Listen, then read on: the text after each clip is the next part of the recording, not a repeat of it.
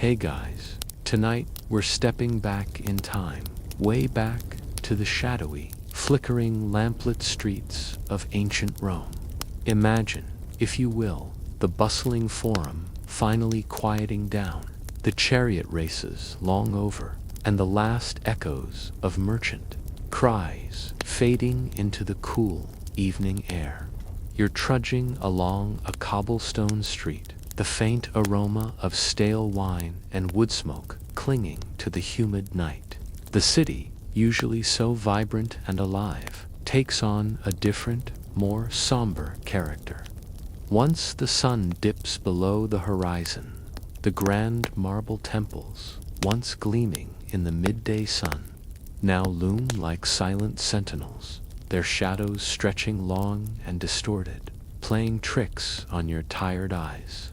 You pull your toga a little tighter, a shiver, perhaps not entirely from the evening chill, tracing its way up your spine. Because, you see, for the ancient Romans, night wasn't just a time for rest. It was a time when the veil between worlds thinned, when the departed might just decide to pop by. For an unexpected visit, you probably won't survive a Roman night without encountering at least one unsettling tale, or perhaps a rustle in the shadows that makes you jump. Their world was steeped in superstition, and the concept of restless spirits wasn't just a campfire story. It was a very real, very palpable fear that influenced their daily lives, their architecture, and even their legal systems. They truly believed that those who hadn't received proper burial rites, or those who had met a sudden, violent end, might linger, trapped between realms, seeking some form of resolution, or worse, vengeance. Think about that for a moment as you settle in, eyes growing heavy. So, before you get comfortable, take a moment to like the video and subscribe, but only if you genuinely enjoy what I do here. Let me know where you're listening from and what time it is for you. It's always fascinating to imagine all of us across different time zones sharing this quiet moment. Now, dim the lights, maybe turn on a fan for that soft background hum, and let's ease into tonight's journey together as darkness truly descends upon the sprawling Roman Republic or Empire, depending on which particular century you find yourself. Wandering through, you begin to understand that light, or the lack thereof, fundamentally altered the sensory experience of life. Without electric streetlights, without the constant glow of screens, true darkness was ... profound. It was a blanket that muffled sounds, distorted shapes, and heightened every other sense. You'd rely more on the crunch of sandaled feet on stone, the distant baying of a dog, or the faint, flickering glow of a single oil lamp from a nearby insula, an apartment block, to navigate your way. This oppressive, all-encompassing darkness was the perfect canvas for the imagination to run wild, for shadows to become figures, and for the creaks and groans of old buildings to take on a life of their own. You might think of the Romans as stoic, pragmatic engineers building roads, aqueducts, and magnificent structures that have stood the test of millennia. And they were, absolutely, but they were also deeply, intensely superstitious. Their gods permeated every aspect of their existence, from the major deities like Jupiter and Mars, who oversaw the grand affairs of state and war, down to the humblest household gods, the Lares and Peonides, who protected the hearth and pantry. And alongside these benevolent protectors existed a whole pantheon of less friendly, more unpredictable entities, particularly those associated with the underworld and the lingering dead. consider, for example, the sheer number of everyday objects and rituals designed to ward off ill fortune or appease unseen forces. You might walk past a doorway adorned with a fascinum, a phallic symbol believed to ward off the evil eye, a practice that might seem a little bold for modern sensibilities, but was entirely commonplace then. Or you'd see a small offering left at a crossroads, a simple gesture to quiet any restless spirits that might loiter there. This wasn't just folklore for children. It was a deeply ingrained part of the adult Roman psyche. Every unusual event, from a flock of birds flying in a strange pattern to a sudden unexplained illness, could be interpreted as a sign from the gods or, more chillingly, a direct intervention from the spirits of the deceased. Historians still argue whether the Roman emphasis on elaborate funeral rites was more about respecting the dead or simply ensuring they stayed dead and didn't bother the living. But what is clear is that the Romans took great pains to ensure a proper burial. You see, an unburied corpse was a truly terrifying prospect. Imagine, for a moment, the agony of a soul trapped, unable to cross the river Styx into the afterlife, doomed to wander the earth as a malevolent specter. This fear fueled a meticulous attention to funeral customs. From the washing and anointing of the body to the placement of coins in the mouth to pay Charon, the ferryman of the underworld. Without that coin, you were out of luck, stuck on the wrong side of the river, forever jealous of those who made it across. And what do jealous, desperate souls do? They come back, of course. The concept of a ghost in the Roman world wasn't a monolithic idea. It wasn't just a translucent figure floating through walls. Their spectral entities were far more nuanced, more varied, and frankly, a bit more terrifying than our modern Casper. You see, a Roman ghost might be a lemur, a restless, malicious spirit of the unburied, or those who died violent deaths. These were the ones you truly feared, the ones that could cause genuine harm, bringing sickness, misfortune, or even madness to the living. Then there were the larvae, even more sinister, the shades of evil people, condemned to wander and torment. It's like a tiered system of spooky, isn't it? From just a little unsettling to call the priestess immediately. The Roman night was also a time of heightened sensory awareness, due to the simple fact that there was far less artificial light and noise pollution. The sounds of the city were different. The creak of wooden carts, the distant murmur of voices from taverns, the occasional stray dog's bark echoing unnaturally loud. Your ears would pick up the subtle rustle of leaves, the drip of water from a leaky aqueduct pipe, or the scampering of rats, all easily misinterpreted by a mind already primed for the supernatural. This heightened sensory input, combined with a deep cultural belief in the unseen, created a fertile ground for ghost stories to flourish, to be shared, and to be genuinely believed. It wasn't just the uneducated or the superstitious who bought into these beliefs. Even prominent Roman intellectuals, like Pliny the Younger, wrote about ghostly encounters with a tone of genuine concern and belief. Pliny famously recounted a story of a haunted house in Athens, where chains could be heard clanking and a specter of an old man appeared, eventually leading to the discovery of his unburied bones. While he presented it as a true account, he also offered a rational explanation for the clanking. Perhaps it was just the wind or a loose shutter. But then he'd immediately pivot back to the idea of a malevolent spirit, because you just couldn't Be too careful. It's a delightful blend of ancient skepticism and ingrained fear. So, as you drift further into this Roman night, remember that the darkness was not empty.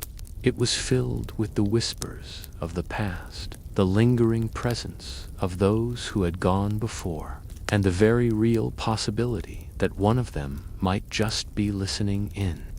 The Romans certainly thought so, and they had a whole host of ways to deal with it, or at least to try and get some sleep despite it all. As your mind wanders deeper into the Roman nocturnal landscape, you start to grasp just how intricately their belief in ghosts was woven into their understanding of the cosmos itself. It wasn't merely about bumps in the night. It was about the very structure of the afterlife, a concept that shaped their lives as much as their fear of spectral visitors. For the Romans, death wasn't simply an end. It was a transition, a journey to a specific destination in a sprawling, multifaceted underworld.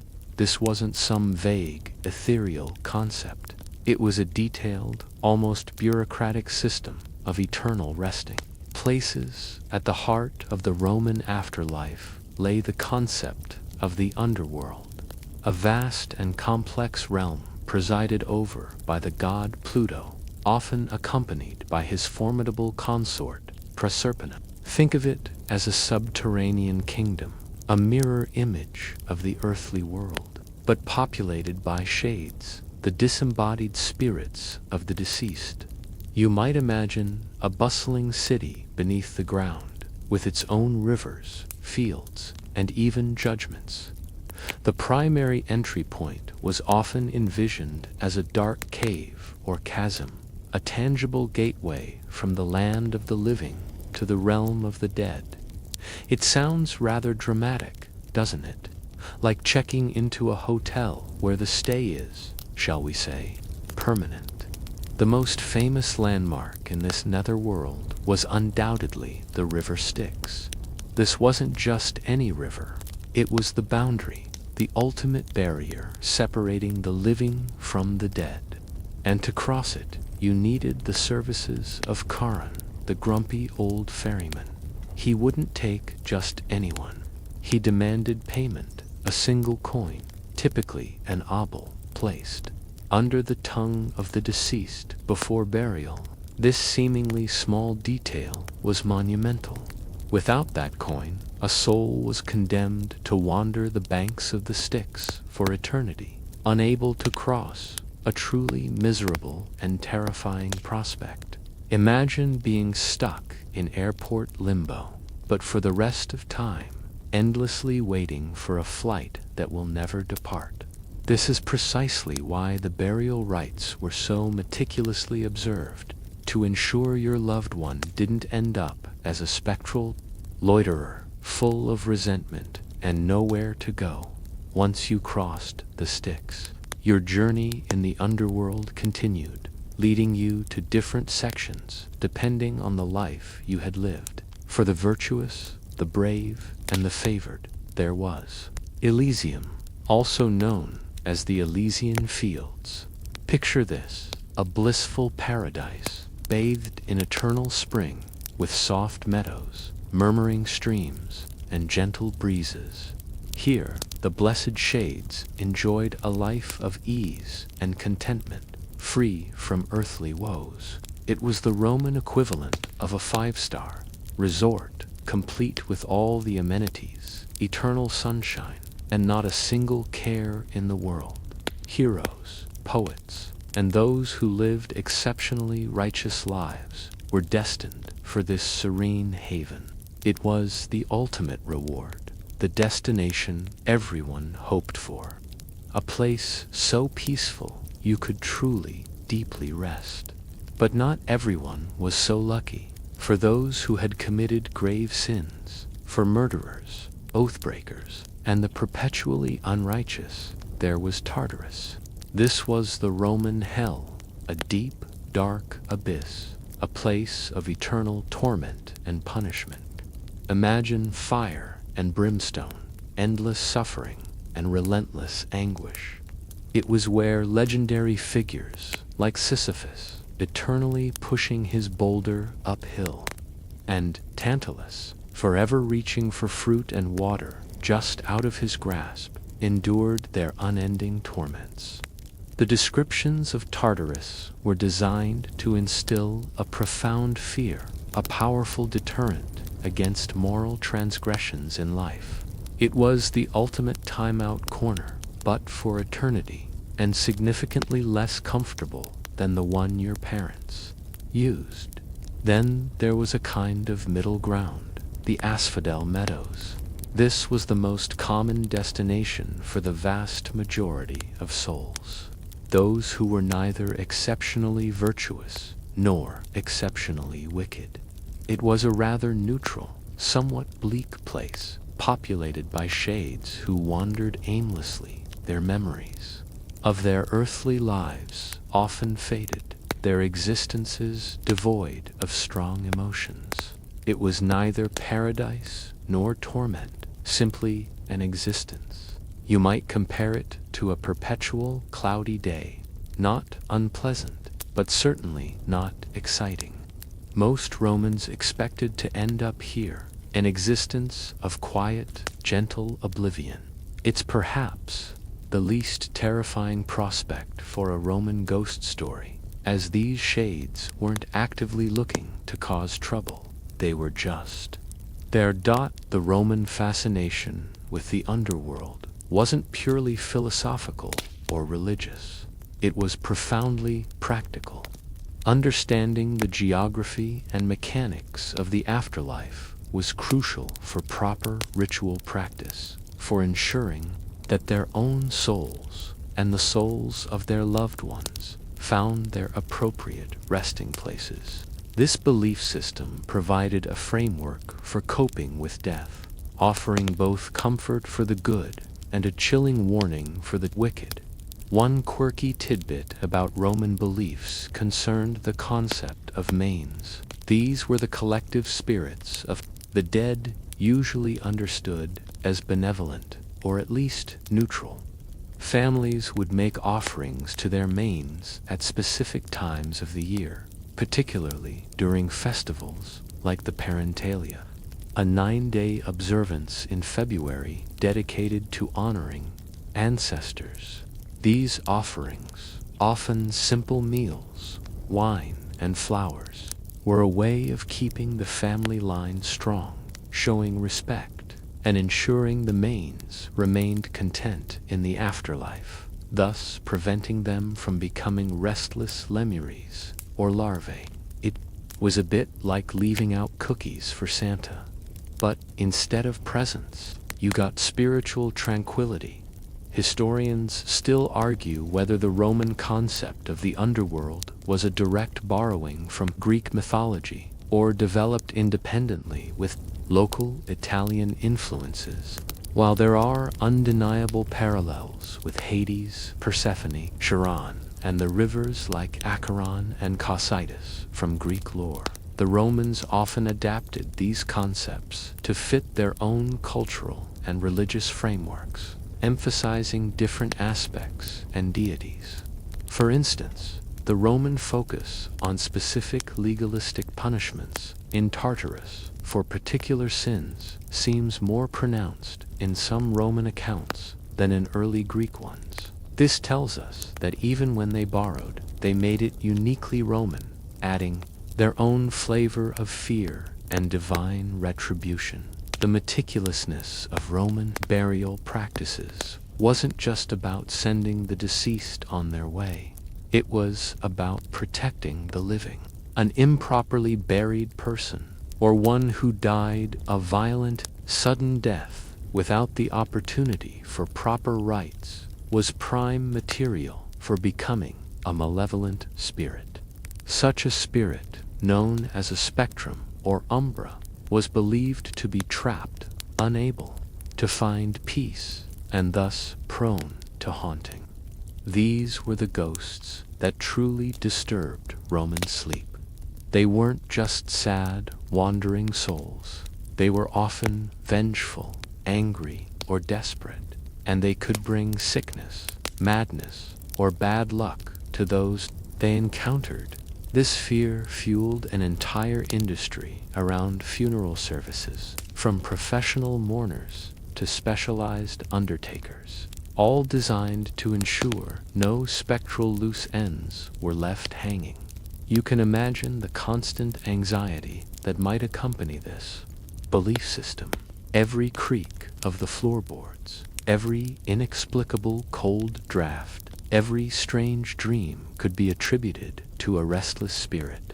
The sound of chains clanking in the night, as famously described in Pliny's letter, would have sent shivers down any Roman's spine, not because they thought it was a trick, but because they genuinely believed it was a sign of a tormented soul.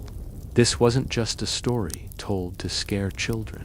It was a fundamental aspect of the adult worldview. So, as you continue to drift, imagine the Roman citizen lying on their simple couch, the oil lamp flickering low. Their thoughts might turn to the grand procession of a recent funeral, the solemn faces, the lamentations, and the meticulous rites performed to ensure the departed found their place among the mains. Or perhaps their mind drifts to a chilling tale heard at the baths of a house where the spirits of the unburied lingered, causing sleepless nights and inexplicable misfortunes. The line between belief and storytelling was remarkably blurred, creating an atmosphere where the unseen was always just a breath away. As the Roman night deepens around you, and your mind settles into the rhythms of antiquity, you begin to appreciate how intensely personal the fear of ghosts was for the average Roman. It wasn't just a broad, abstract concept of an underworld.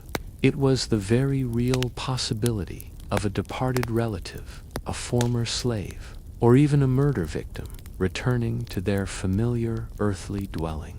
This brings us squarely to the very places where these spectral encounters were most likely to occur. The Roman home. The Roman home, or domus for the wealthier classes and insula for the common folk living in apartment blocks, was more than just a living space. It was a sacred precinct, a place where the living and the dead often felt closely intertwined. Unlike modern homes designed for privacy and individual comfort, Roman dwellings, particularly the domus, were often semi-public spaces. Think of the atrium, the central hall with its open roof, where clients would gather in the morning. This openness, however, did not detract from its perceived spiritual vulnerability. In fact, it might have amplified it. After all, if your house was often open to strangers, why not to uninvited spirits? Imagine, for a moment, you are a Roman householder. You've just finished your evening meal, perhaps some lentils, bread, and a bit of fish sauce, and the slaves are clearing away the triclinium, the dining couches. The oil lamps cast long, dancing shadows on the frescoed walls. The sounds from the street below have finally begun to fade, replaced by the chirping of crickets and the occasional distant bark of a dog. You're settling in for the night, perhaps, with a scroll of Virgil, but there's always that lingering thought: is everything truly at rest? The Romans didn't have dedicated ghost rooms or haunted wings in the way we might imagine in Gothic literature. Instead, any part of the house could potentially host a spectral visitor, especially if a death had occurred there, or if the house was built on what was considered unhallowed ground, perhaps an ancient burial site, or a place where a violent crime had taken place. This was a particular concern when new buildings were erected. Builders and owners often sought omens or performed rituals to ensure the land was free of malevolent spirits before construction began. It's like buying a new house and finding out the previous owner forgot to mention the resident poltergeist. Awkward. One of the most common spots for supposed supernatural activity was the bedroom or cubiculum. This makes perfect sense, doesn't it? When you're most vulnerable, lying in the dark, your senses dulled by sleep, that's when your mind is most susceptible to suggestion. A creaking floorboard, a shifting draft, the subtle groan of old timbers, all could easily be interpreted as the movement of an unseen entity. You might pull your wool blanket tighter, peering into the gloom, convinced that the shadowy figure in the corner wasn't just a pile of laundry. Another prime location for ghostly goings-on was the lararium, the household shrine dedicated to the Lares, Pinides, and other protective spirits. While these gods were meant to protect the home, the very act of constantly interacting with the divine could also open a conduit, inadvertently inviting other, less welcome entities. Think of it as a spiritual airport. While you're checking in your friendly household gods, a less friendly larva might just slip through customs. Romans would regularly make offerings at these shrines, often small amounts of food or incense, not just to honor the good spirits, but to explicitly ward off the bad ones. It was a constant balancing act of appeasement and protection. The sheer age of Roman structures also played a role. Many homes, particularly in older cities like Rome itself, had stood for centuries, witnessing countless lives, deaths, and dramas. Imagine the accumulated spiritual energy. An insula, for instance, might house dozens, even hundreds, of people over its lifetime. Think of all the joys, sorrows, angers, and peaceful last breaths that took place within those walls. For the Romans, who believed that intense emotions or unresolved fates could bind a spirit to a place, these ancient dwellings were veritable spiritual pressure cookers. Historians still argue whether the Roman emphasis on household rituals to appease spirits was primarily a religious practice or a psychological coping mechanism to deal with the inevitable anxieties of life and death in a pre-scientific era. While certainly intertwined, it's hard to disentangle the genuine belief from the comfort derived from feeling like you had some control over the terrifying unknown. Consider the layout of some Roman homes. The grander domos often had peristyle, gardens, open courtyards that brought nature into the heart of the house. While beautiful during the day, imagine these spaces at night, with shadows playing tricks among the columns and the rustling of leaves in the breeze. A Roman, accustomed to the silence of the night, might interpret these natural sounds as whispers or soft footsteps. The lack of artificial light meant that truly dark corners existed within the house, perfect hiding spots for the lurking fears of the mind. One quirky tidbit about Roman domestic life and ghosts relates to thresholds. The doorway, or limen, was considered a sacred and liminal space, a boundary not just between inside and outside, but between worlds. Romans were very particular about how they crossed thresholds. It was considered bad luck to trip, and brides were traditionally carried over the threshold into their new home to avoid any misstep that might invite ill fortune or, heaven forbid, an unwelcome spirit into their new life. It was a constant reminder that even the simplest architectural feature had spiritual significance. You had to mind your step, literally and spiritually, beyond the physical structure. The very materials used in Roman construction could evoke unease. Stone, earth, and wood all had their own natural sounds, expansion and contraction, creaks, groans. Without the cacophony of modern life, these sounds would be amplified, becoming the unexplained noises that fueled ghost stories. A shifting timber might sound like a dragging chain, a settling foundation like a heavy sigh. The Roman mind, predisposed to seeing omens and signs, would quickly jump to a spectral conclusion. Even the objects within the home could become vessels for lingering spirits. An heirloom passed down through generations might carry the essence of its previous owners. A piece of jewelry, a beloved amphora, or a piece of furniture could, in the Roman mind, become imbued with the presence of the deceased, whether benevolent or otherwise. This is why some objects were ceremonially purified or removed from a house after a death, just in case they were holding on to something or someone unwelcome. It was a bit like clearing out your deceased relative's attic, but with the added anxiety that their favorite teapot might contain their restless spirit. So, as you lie in your imaginary Roman cubiculum, listening to the night, remember that the Romans viewed their homes not just as shelters from the elements, but as porous membranes, susceptible to the ethereal visitors from the underworld. Every shadow, every sound, every unexplained chill could be a sign, a message, or a chilling presence. And it was this intimate connection between the living space and the realm of the dead that made Roman ghost stories so uniquely terrifying, and yet so utterly compelling.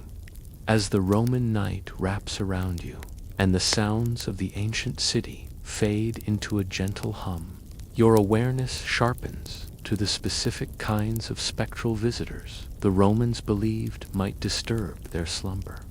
For them, a ghost wasn't just a generic, sheet-clad figure. It was a nuanced entity, classified and understood, each type demanding a different degree of fear and, more importantly, a different approach to appeasement. Understanding these distinctions is key to truly grasping the Roman nocturnal anxieties, the most commonly invoked and perhaps most universally feared type of Roman.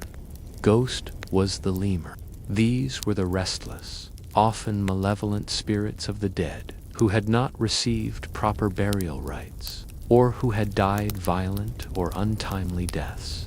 Think of someone shipwrecked, a murder victim whose body was never found, or a warrior fallen in a far-off land whose remains were never brought home for a proper funeral pyre. These souls were trapped, unable to cross the Styx, and thus doomed to wander the mortal realm, often consumed by bitterness, envy, or a profound sense of injustice. They were the noisy ghosts, the ones who would knock things over, cause inexplicable chills, or whisper unsettling suggestions into the ears of the living. Encountering a lemur was a serious problem, like having a perpetually grumpy, invisible houseguest who actively dislikes you. Then there were the even more terrifying larvae. While sometimes conflated with lemures, larvae were generally considered to be the spirits of wicked people, those who had committed heinous crimes, lived lives of profound depravity, or died in a state of utter moral corruption. These were not just restless, they were actively malevolent, seeking to inflict harm, cause madness, or sow discord among the living. Imagine the ghost of a tyrant, a particularly cruel slave owner, or a notorious poisoner. These were the truly dangerous ones, the supernatural, equivalent of a persistent bad omen bringing misfortune and torment wherever they lingered. A larva wasn't looking for peace. It was looking for vengeance, or simply to spread misery. A spectral villain with a grudge against the world. In contrast to these fearsome entities, the Romans also recognized the manes. These were the collective spirits of the dead, generally viewed as benevolent or at least neutral. These were your ancestors, the good spirits, who, having received proper burial and rites, resided peacefully in the underworld, or, in some beliefs, watched over their descendants from a respectful distance. Offerings made to the manes, particularly during festivals like the Parentalia, were meant to honor them and ensure their continued peace and goodwill. It was a comforting thought. Your family, even in death, was still looking out for you, as long as you remembered to send them a spiritual postcard once in a while. You also had the umbri, a more general term for shades or shadows, encompassing any disembodied spirit of the deceased. This term could be used loosely to refer to any ghost, but it lacked the specific implications of malice or benevolence associated with lemuries or manes. An umbra might simply be a fleeting glimpse, a feeling of presence, or a soft whisper, without necessarily being either threatening or comforting. It was the generic ghost model, the default setting before you added specific, terrifying features. One quirky tidbit about Roman ghost classification involves the concept of T-manes. This refers to the divinized spirits of the dead, blurring the line between ancestors and minor deities. Tombs and altars would often be inscribed with De Mendis Manibus, dedicating the monument to the divine manes. This elevates the ancestors from mere ghosts to something akin to protective household gods, further cementing the bond between the living and the dead. It's like getting a promotion in the afterlife, from spectral entity to minor deity with benefits. Historians still argue whether the Roman emphasis on distinguishing between different types of ghosts was a way to rationalize and categorize their fears, or if it reflected genuinely distinct spiritual experiences reported by people at the time. Perhaps it was a bit of both, a cultural framework for understanding the diverse phenomena attributed to the supernatural. The Roman legal system even touched upon the rights and responsibilities related to the dead and their spirits. Issues around burial grounds, the proper disposition of bodies, and even the ownership of graves were taken very seriously, not just for hygiene or property rights, but because improper handling could lead to a restless spirit. Imagine a lawsuit over a haunted property because the previous owner didn't properly bury a pet. For the Romans, this wasn't far-fetched. Another fascinating category, though not strictly a ghost, were the Penates and Lares. These were household deities, specifically tasked with protecting the pantry, the hearth, and the entire family.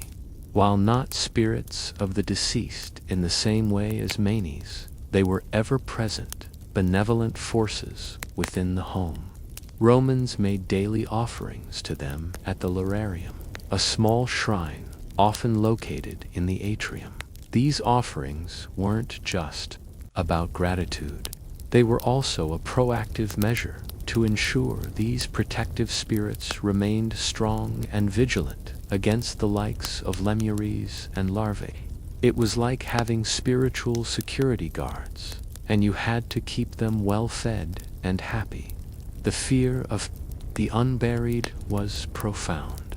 The Roman belief was that if a body was not interred, or at least covered with earth, the soul would be condemned to wander, unable to find peace in the underworld.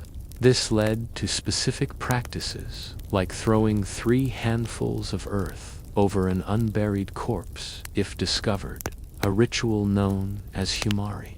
This simple act, even by a stranger, was believed to grant the soul sufficient rest to pass into the afterlife, preventing it from becoming a vengeful lemur.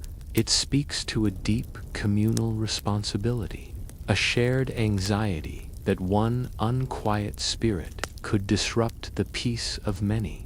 You might hear whispers of vampires in some Roman folklore, though not in the classic Bram Stoker sense.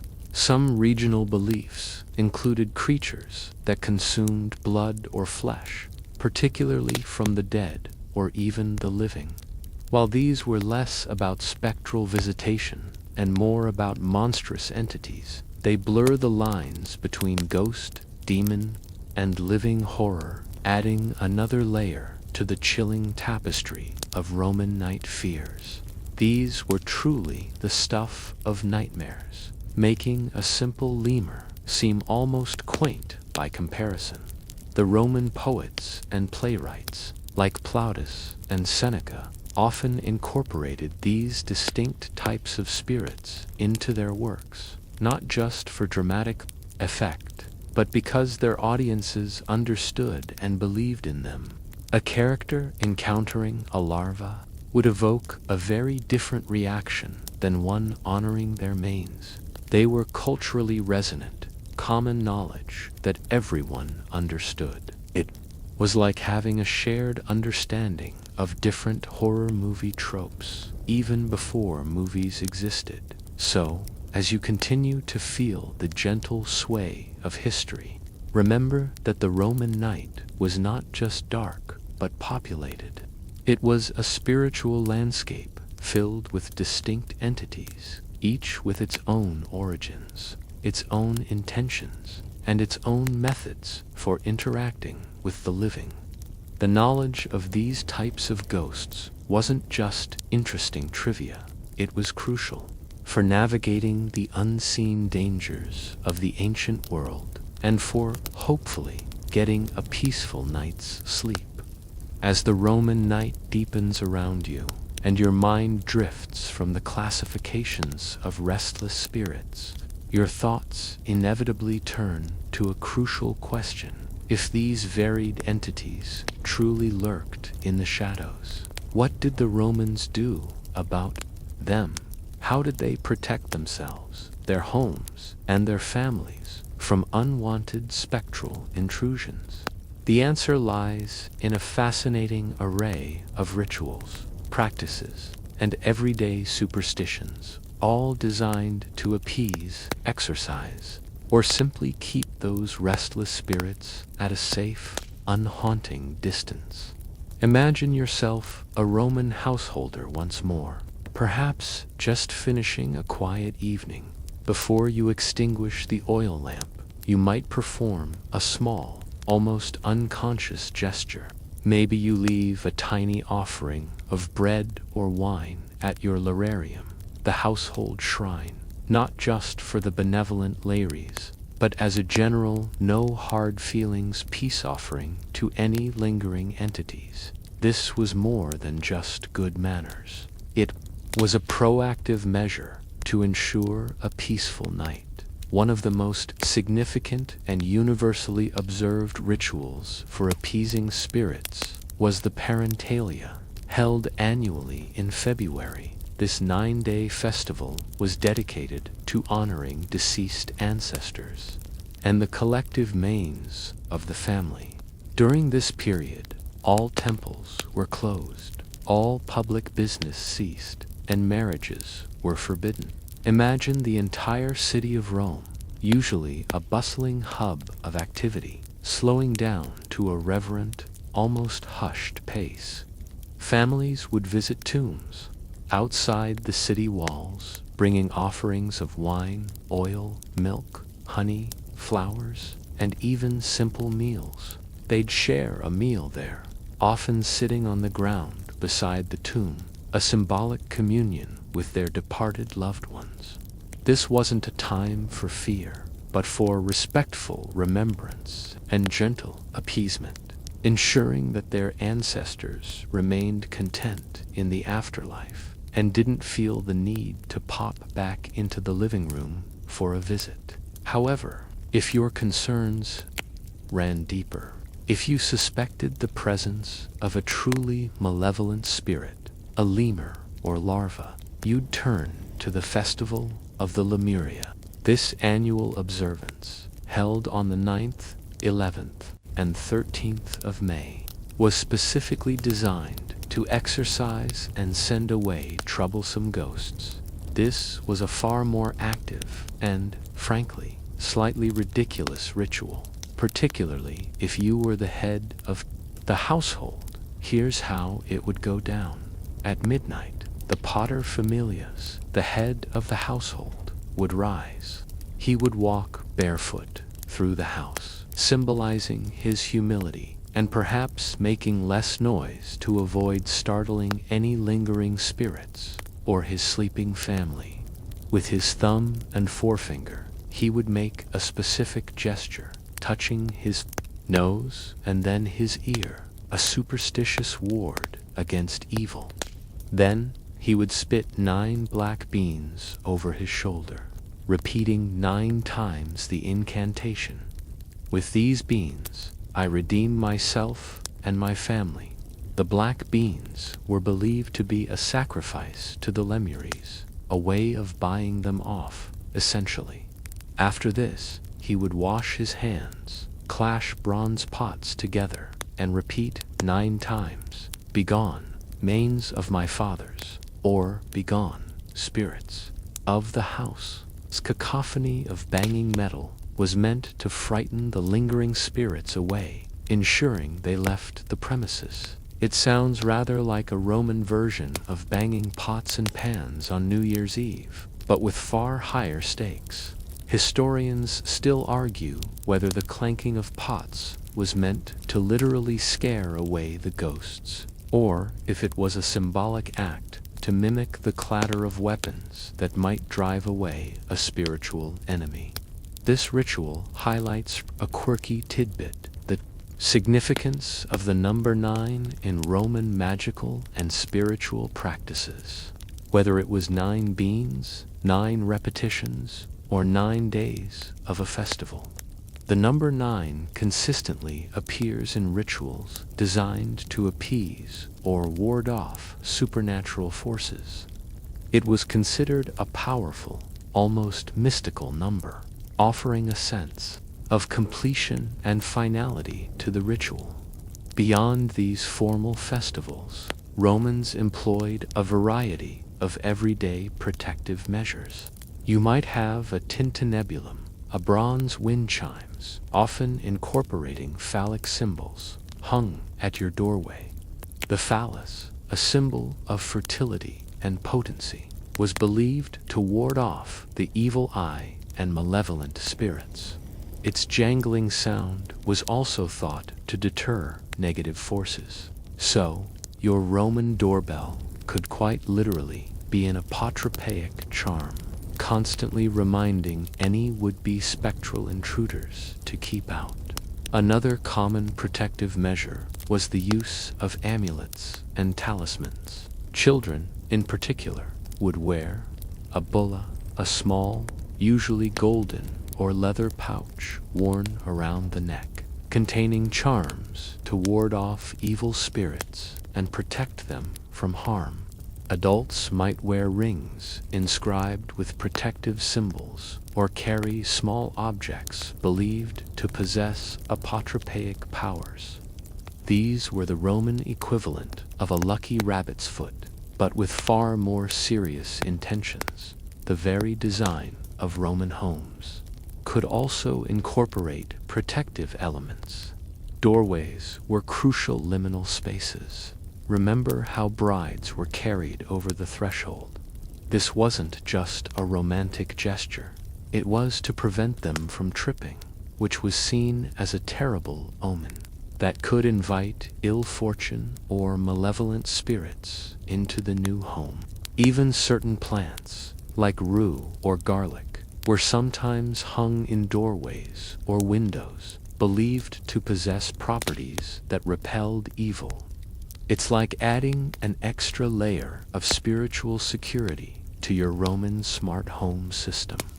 Burial practices, as touched upon earlier, were paramount.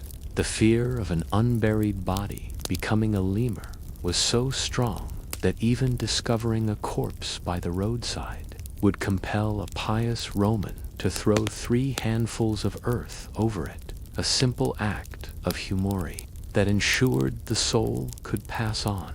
This wasn't just an act of charity, it was an act of self-preservation, protecting the community from a potential haunting.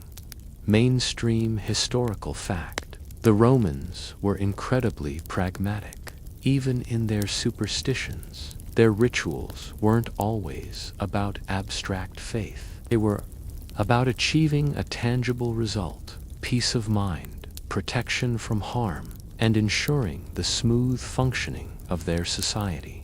This practicality extended to their dealings with the supernatural.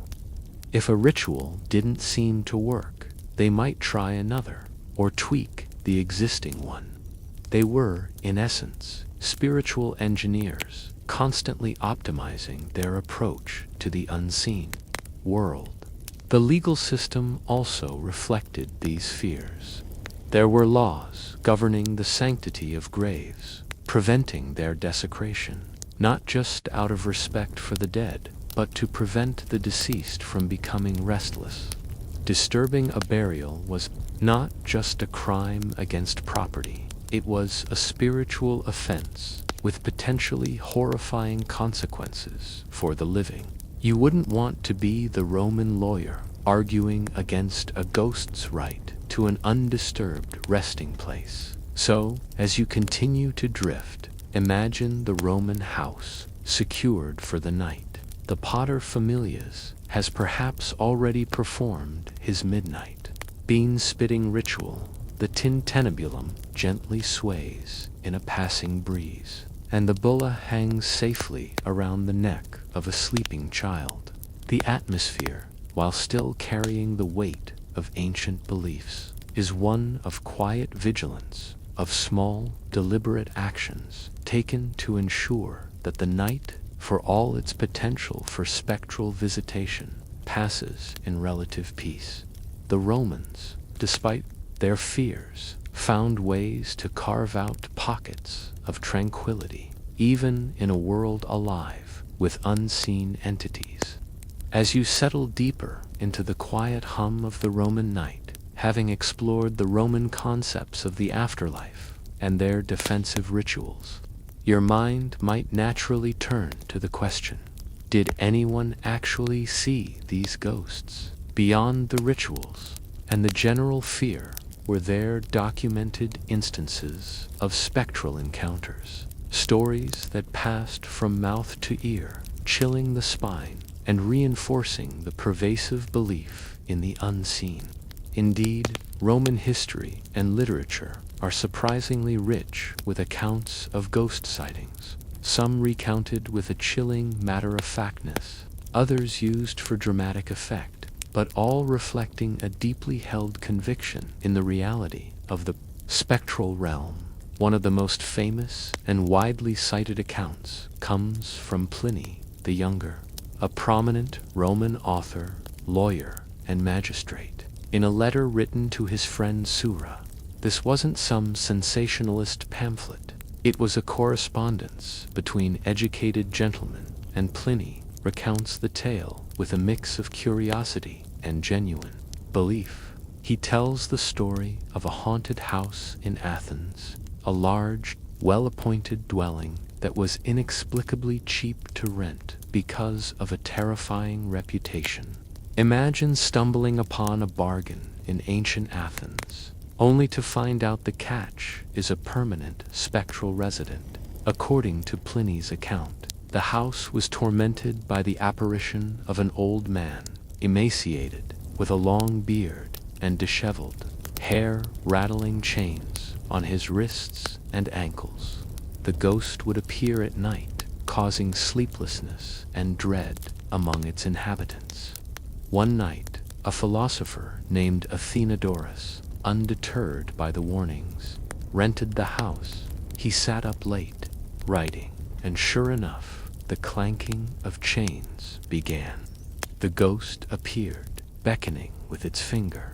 Athenodorus bravely, or perhaps foolishly, followed the specter to the courtyard where it vanished. Marking the spot, he later had the ground dug up, revealing the bones of a man wrapped in chains. Once the bones were properly buried at public expense, the house was finally free of its spectral visitor. This story is a classic example of a restless spirit, likely a lemur in Roman terms, finding peace through proper burial. It also perfectly illustrates the Roman belief that a disturbed or unburied body was the root cause of a haunting. Pliny presented this account as a true story, even while acknowledging that some might be skeptical. His inclusion of it in a private letter suggests it was a topic of serious discussion among intellectuals, not just a folktale for the common people. Another noteworthy account comes from the historian Suetonius, who meticulously documented the lives of the Roman emperors. He recounts several ominous signs and apparitions preceding the assassination of Julius Caesar. While not a direct ghost sighting in the traditional sense, these stories often involve spectral warnings or the appearance of deceased figures.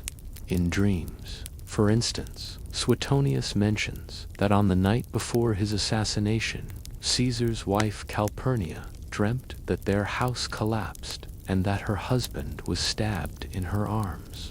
This wasn't just a bad dream. For Romans, dreams, especially vivid ones, were often considered messages from the divine or the departed. If Calpurnia had also seen the ghostly figure of, say, an ancestor warning her, it would fit perfectly into the Roman understanding of spectral communication. One mainstream historical fact to consider. Here is the Roman reverence for augury and haruspicy. These practices involved interpreting omens from natural phenomena like bird flight or thunder, or from the entrails of sacrificed animals. While not direct ghost sightings, they speak to a deeply ingrained Roman belief that the unseen world constantly communicated with the living, sending warnings, prophecies, and, yes, sometimes spectral visitations. It's all part of the same cosmic phone line, just different call-waiting tones. A quirky tidbit about Roman ghost sightings relates to the speaking head phenomenon. While not necessarily a ghost in the sense of a full-body apparition, there are accounts, particularly in magical texts or more fringe historical anecdotes, of severed heads or skulls that would utter prophecies or warnings. These weren't exactly chatty apparitions, more like disembodied spiritual oracles. Imagine finding an ancient Roman version of a magic 8-ball, but it's a skull that occasionally whispers unsettling truths. Historians still argue whether these documented ghost sightings, particularly those from respected authors like Pliny, were genuinely believed accounts or sophisticated literary devices used to explore themes of fate, justice, and the afterlife. While it's tempting to apply modern skepticism, it's crucial to remember that the Romans lived in a pre-scientific world where supernatural explanations were not only common, but often the most logical available for unexplained phenomena. The Roman fascination with ghost stories wasn't limited to real or perceived encounters. It permeated their literature and oral traditions. Playwrights like Plautus, a comedic writer, used the concept of ghosts for humorous effect in plays like Mostellaria, the haunted house, where a slave pretends a house is haunted to keep his master away. Even in comedy, the underlying belief in ghosts was so strong that the audience would immediately understand and appreciate the premise. This tells you that the idea of a haunted house was firmly embedded in the Roman popular imagination, a ready-made source of both terror and amusement. For a more chilling literary example, consider Seneca the Younger, the Stoic philosopher and tragedian. His plays often featured vengeful ghosts, particularly those of murder victims, returning to torment the living and demand retribution. In his play Thyestes, the ghost of Tantalus from the underworld, remember him, is forced by the Furies to incite his grandson Atreus to commit heinous acts of revenge. These were not gentle, whispering spirits. They were powerful, wrathful forces, demonstrating the Romans' understanding of ghosts as agents of divine or karmic justice. The prevalence of ghost stories also served a social function. They were moral tales, reinforcing the importance of proper burial, family honor, and righteous living. If you lived a good life and received a proper funeral, you could expect to rest peacefully in Elysium or the asphodel meadows.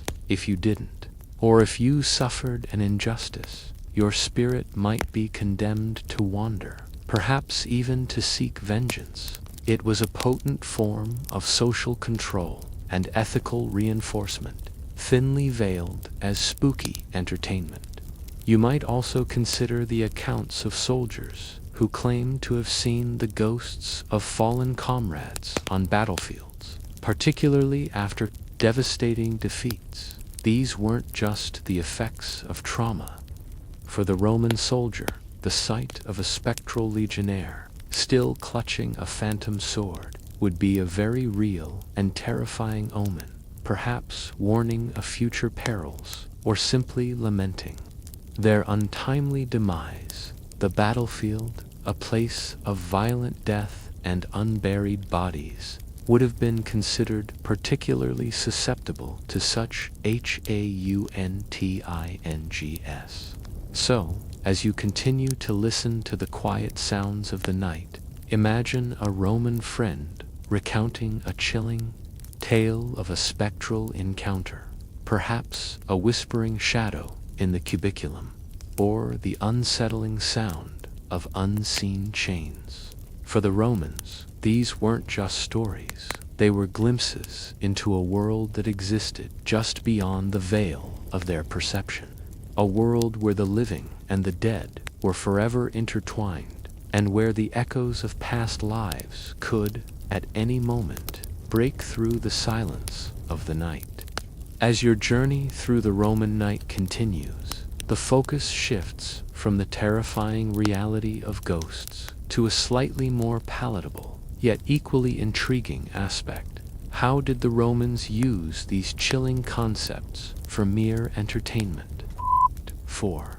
A people so deeply steeped in superstition and genuine fear of the supernatural, yet they absolutely did, integrating tales of the uncanny into their literature. Much like we might share urban legends or watch a horror movie today. Imagine a group of Romans gathered for a dinner party, a convivium.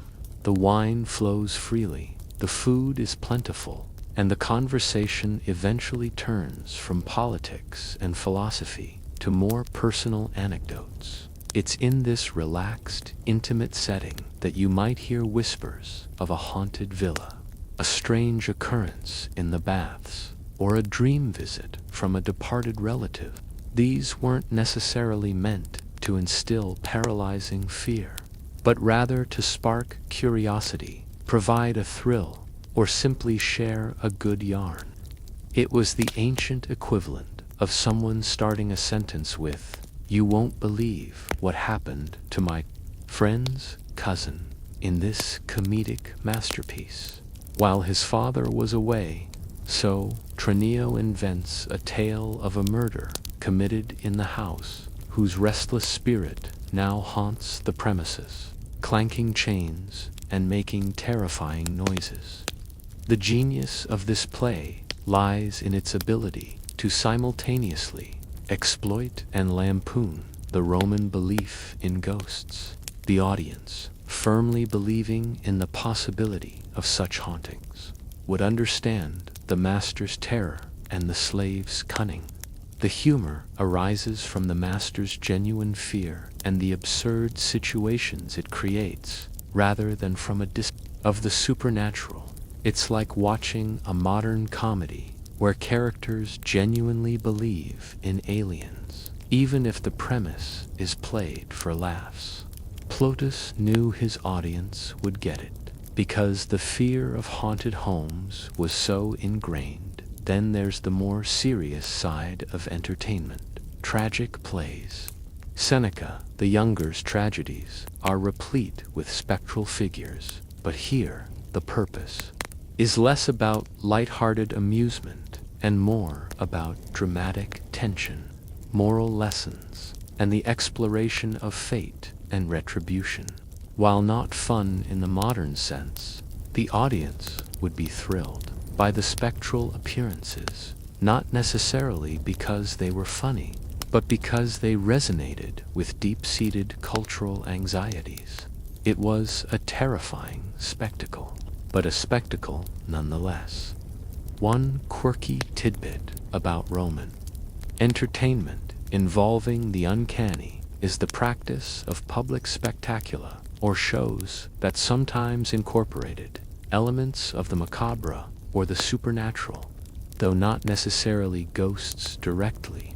Think of gladiatorial games, where death was a very real presence, or even staged mythological scenes that depicted descents into the underworld.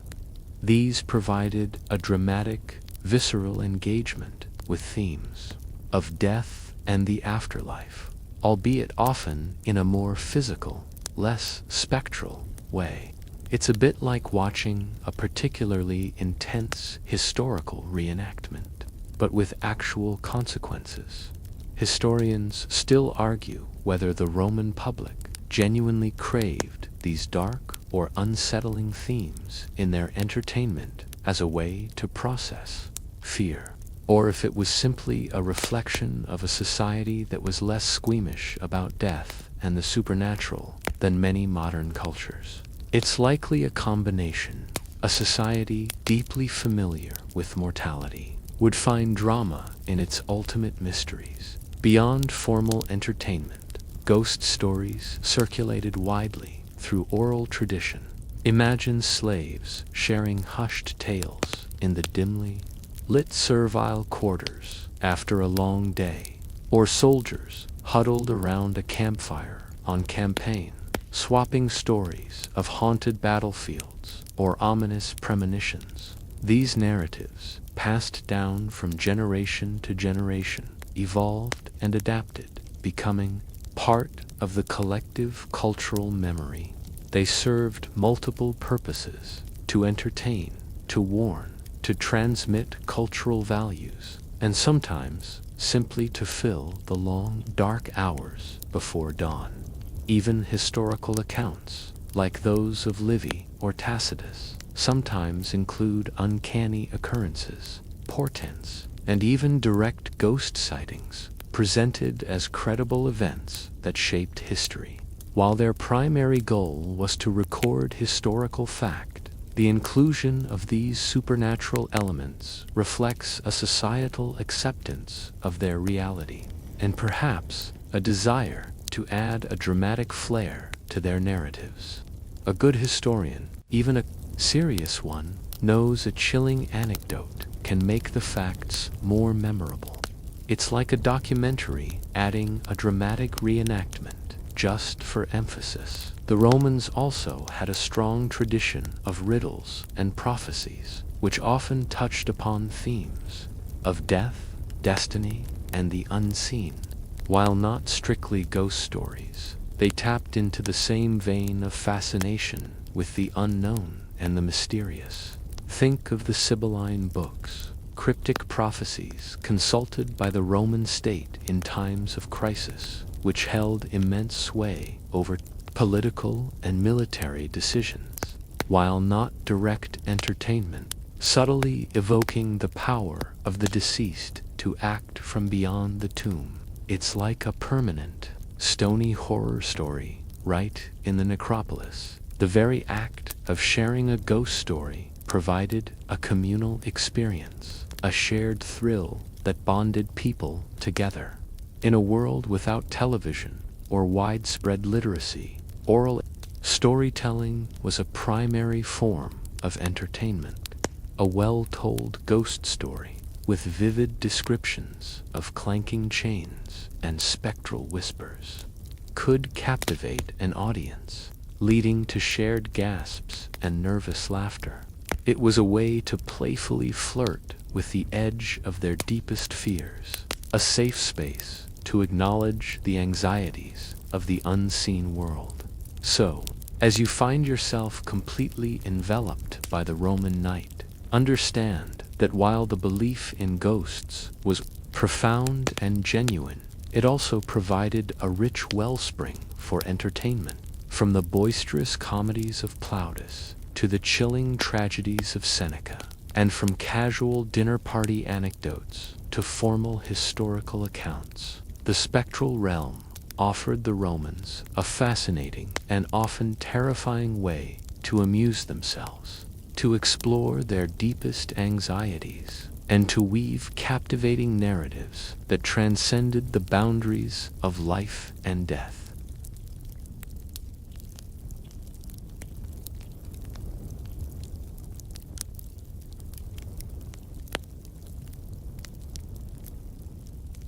As the Roman night continues its gentle, uninterrupted march, and you've begun to understand the various forms of spectral entertainment, a fascinating intellectual undercurrent comes into focus. How did the most brilliant minds of Rome grapple with the concept of the paranormal? Were they as susceptible to popular superstitions as the common citizen? Or did their philosophies offer a different lens through which to view ghosts and the afterlife? You'll find that even among the great thinkers, the line between rational inquiry and inherited belief was often beautifully, and sometimes comically, blurred. Consider the Stoics, for instance, a school of philosophy highly influential in Rome, embraced by figures like Seneca the Younger and the Emperor Marcus Aurelius. Stoicism emphasized reason, virtue, and living in harmony with nature. It taught the importance of accepting what you cannot control, like death, and focusing on what you can, your own actions and reactions. So, how did they square this rational outlook with the pervasive belief in ghosts? For many Stoics, the afterlife was often viewed with a sense of quiet resignation or a focus on the dissolution of the soul back into the cosmic whole. Some believed the soul might linger for a time, especially if it was particularly strong or tied to unresolved earthly matters, but that eventually it would dissipate. Seneca, despite writing plays filled with vengeful ghosts, as we discussed, in his philosophical works, often spoke of death as a return to nature, a peaceful release. He famously advised, "It is not death that is to be feared, but living badly." This perspective, while acknowledging the possibility of lingering spirits, tended to diminish their power or significance in the grand scheme of a virtuous life. A truly wise Stoic wouldn't be paralyzed by fear of a lemur. They'd accept its potential existence, but focus on their own inner peace. It's like acknowledging that there might be a leaky faucet, but not letting it ruin your entire day. Then you have the Epicureans, represented in Rome most notably by the poet Lucretius, with his monumental work De Rome Natura, on the nature of things. Epicureanism was all about achieving ataraxia, a state of tranquility and freedom from fear, particularly the fear of death and the gods. They believed that the universe was made of atoms, and that death was simply the dispersion of these atoms. There was no afterlife, no judgment, and therefore no ghosts. For an Epicurean, fear of ghosts was a baseless superstition, a product of an unenlightened mind. Lucretius passionately argued against the concept of a soul that could exist independently after death, directly challenging the very foundation of Roman ghost beliefs. Imagine trying to explain quantum physics to a Roman who just saw a ghost in their living room. Actually, my good sir, it was merely the particular arrangement of atoms in your optical perception. It would be a tough sell, one mainstream. Historical fact to remember is that Roman philosophy was often eclectic, drawing from various Greek schools of thought. Few Romans were pure Stoics or pure Epicureans. Many adopted elements that resonated with them, creating a personal philosophical blend. This meant that while an intellectual might lean towards a rational explanation for a phenomenon, they might still, deep down, harbor a superstitious streak inherited from their culture. It's like a modern scientist who, despite their rigorous training, still knocks on wood or avoids black cats. Old habits die hard, even for the most enlightened minds. A quirky tidbit about Romans' philosophical debates on the paranormal involves the concept of dreams. While Epicureans would dismiss dreams of the deceased as mere physiological processes or random atomic movements in the brain, others, including Stoics, who sometimes accepted omens, might view them as genuine communications from the underworld or prophetic visions. Cicero, the great orator and philosopher, dedicated sections of his work De Divination to discussing the nature of dreams and their potential for revealing hidden truths, including messages from the dead. So, while one philosopher might tell you your dream of Uncle Tiberius was just indigestion, another might suggest he was trying to warn you about something important. Confusing, isn't it? Historians still argue whether the philosophical skepticism towards ghosts among some Roman intellectuals ever truly filtered down to significantly alter popular belief. While a few elite thinkers might have scoffed at the idea of clanking chains, the majority of the population likely continued to perform their rituals and fear the Lemures. Philosophy, for many, was a luxury for the mind, not a practical guide for warding off nightly apparitions. Then there was the concept of the genius and Juno. Every Roman male had a genius, a protective spirit that accompanied him from birth and represented his virility and intellectual capacity. Every Roman female had a Juno, representing her fertility and feminine essence. While not ghosts of the deceased, these were invisible, spiritual entities, deeply intertwined with an individual's life. Their existence underscored the Roman belief in an unseen world, constantly interacting with the living, making the jump to actual ghosts a relatively small leap. If you believed in your personal invisible spirit guide, why not the invisible spirits of others? The Neoplatonists, a later philosophical school that gained traction in the Roman Empire, introduced even more complex spiritual hierarchies with various levels of divine beings, demons, and souls. For them, the universe was teeming with intelligent, unseen entities, and the idea of spirits lingering after death fit quite comfortably into their complex cosmological models. They might even engage in practices that sought to communicate with these spiritual entities, blurring the line between philosophy, religion, and magic. It was like upgrading from a basic ghost hunting kit to a full-blown spiritual communication device.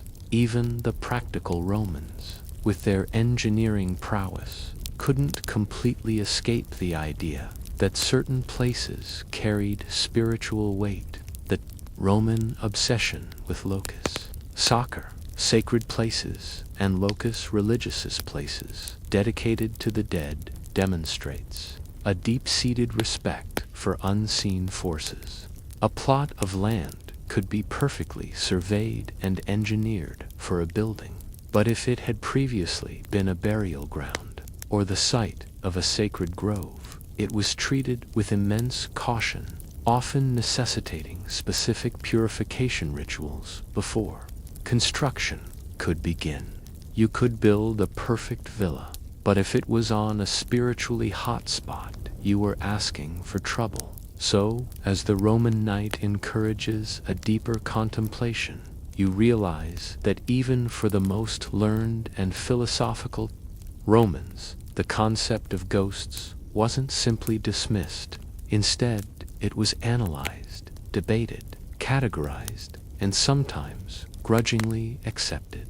While some sought logical explanations for every mysterious occurrence, the pervasive cultural belief in a vibrant, unseen world ensured that the spectral remained a persistent and fascinating topic, even for the minds that shaped Western thought. As the Roman night continues its peaceful descent, and the philosophical debates about ghosts gently fade from your mind, a more concrete and profoundly important aspect of Roman life comes into focus: their meticulous approach to death itself. For a people so deeply concerned with the actions of the departed, ensuring a proper farewell was not just a matter of respect. It was an absolute necessity for guaranteeing the peace of both the living and the dead. This brings us to the elaborate and fascinating world of Roman burials and their preparation for the afterlife. Imagine, for a moment, that someone in a Roman household has passed away. The immediate aftermath would be a somber and highly ritualized affair. The eyes of the deceased would be closed, and the body would be washed, anointed with fragrant oils, and then dressed in its finest attire, typically a toga for men. A coin, often an apple, would be placed in the mouth of the deceased. Remember Charon, the ferryman of the underworld? This coin was his fare, ensuring the soul could cross the river Styx. Without it, the spirit was condemned to wander the banks forever, restless and potentially resentful, becoming exactly the kind of lemur that no Roman wanted haunting their family. This small, seemingly insignificant coin held immense spiritual weight.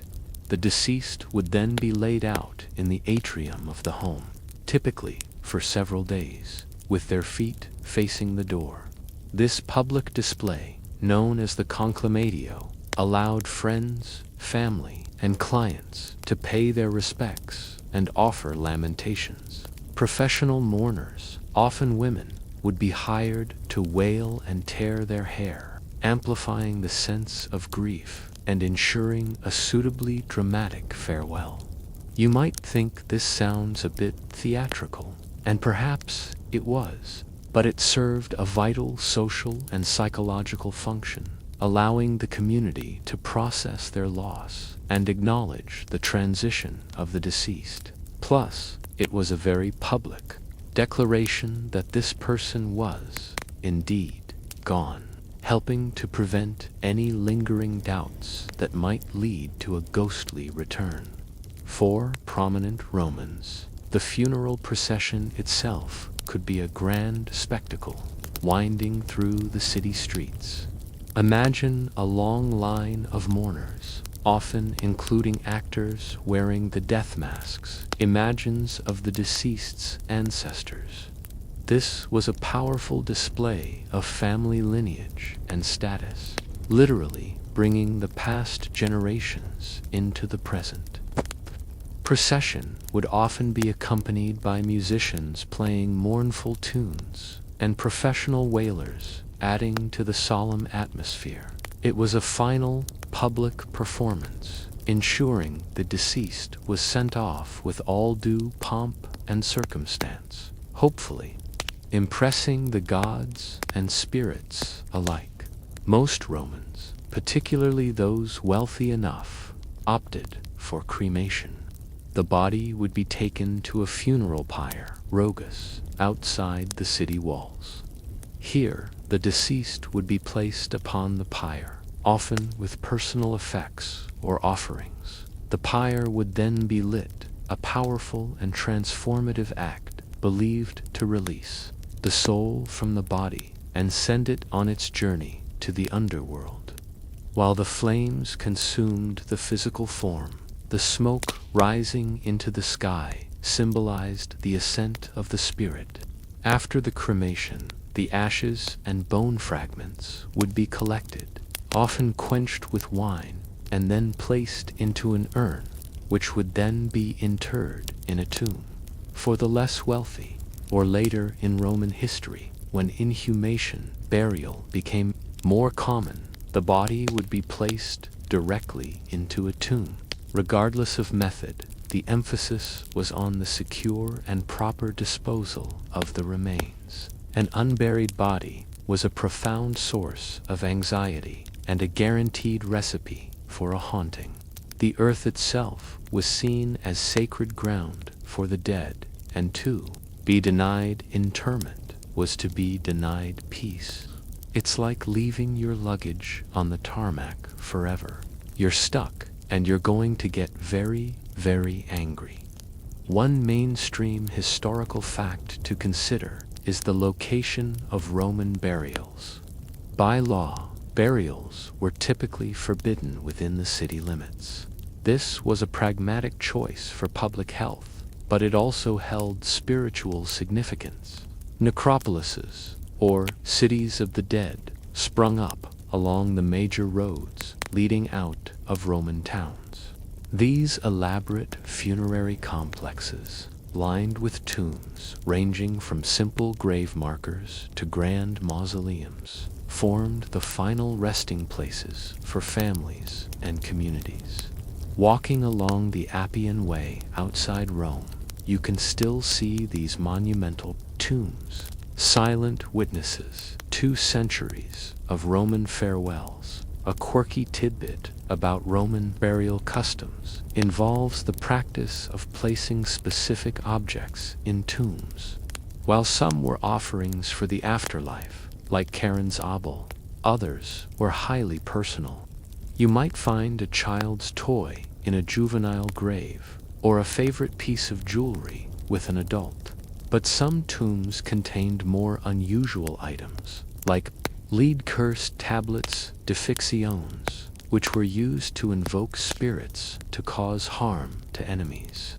While this wasn't part of the proper burial ritual, their presence in graves suggests a belief that the dead, or at least the underworld powers, could be enlisted for earthly vengeance.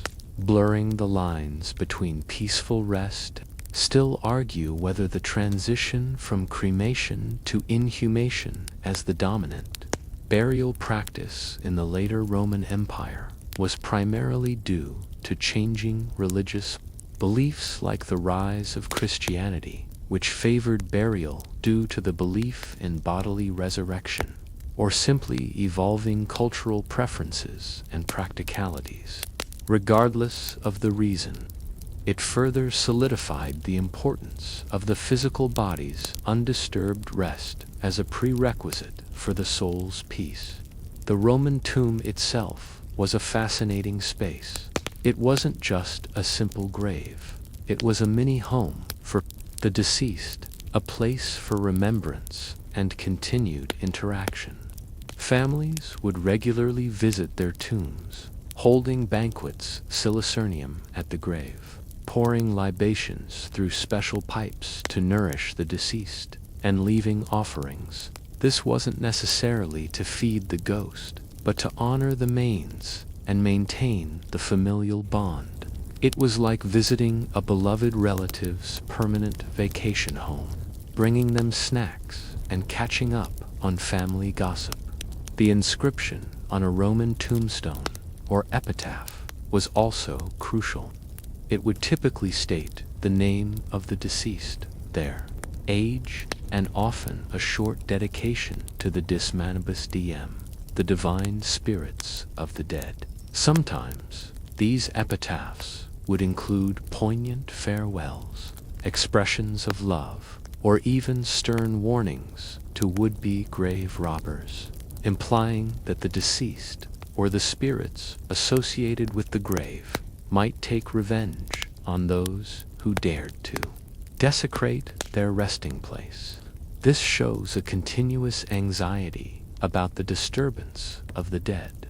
Even in their final resting places, the Romans believed that certain circumstances surrounding death could also influence the soul's journey.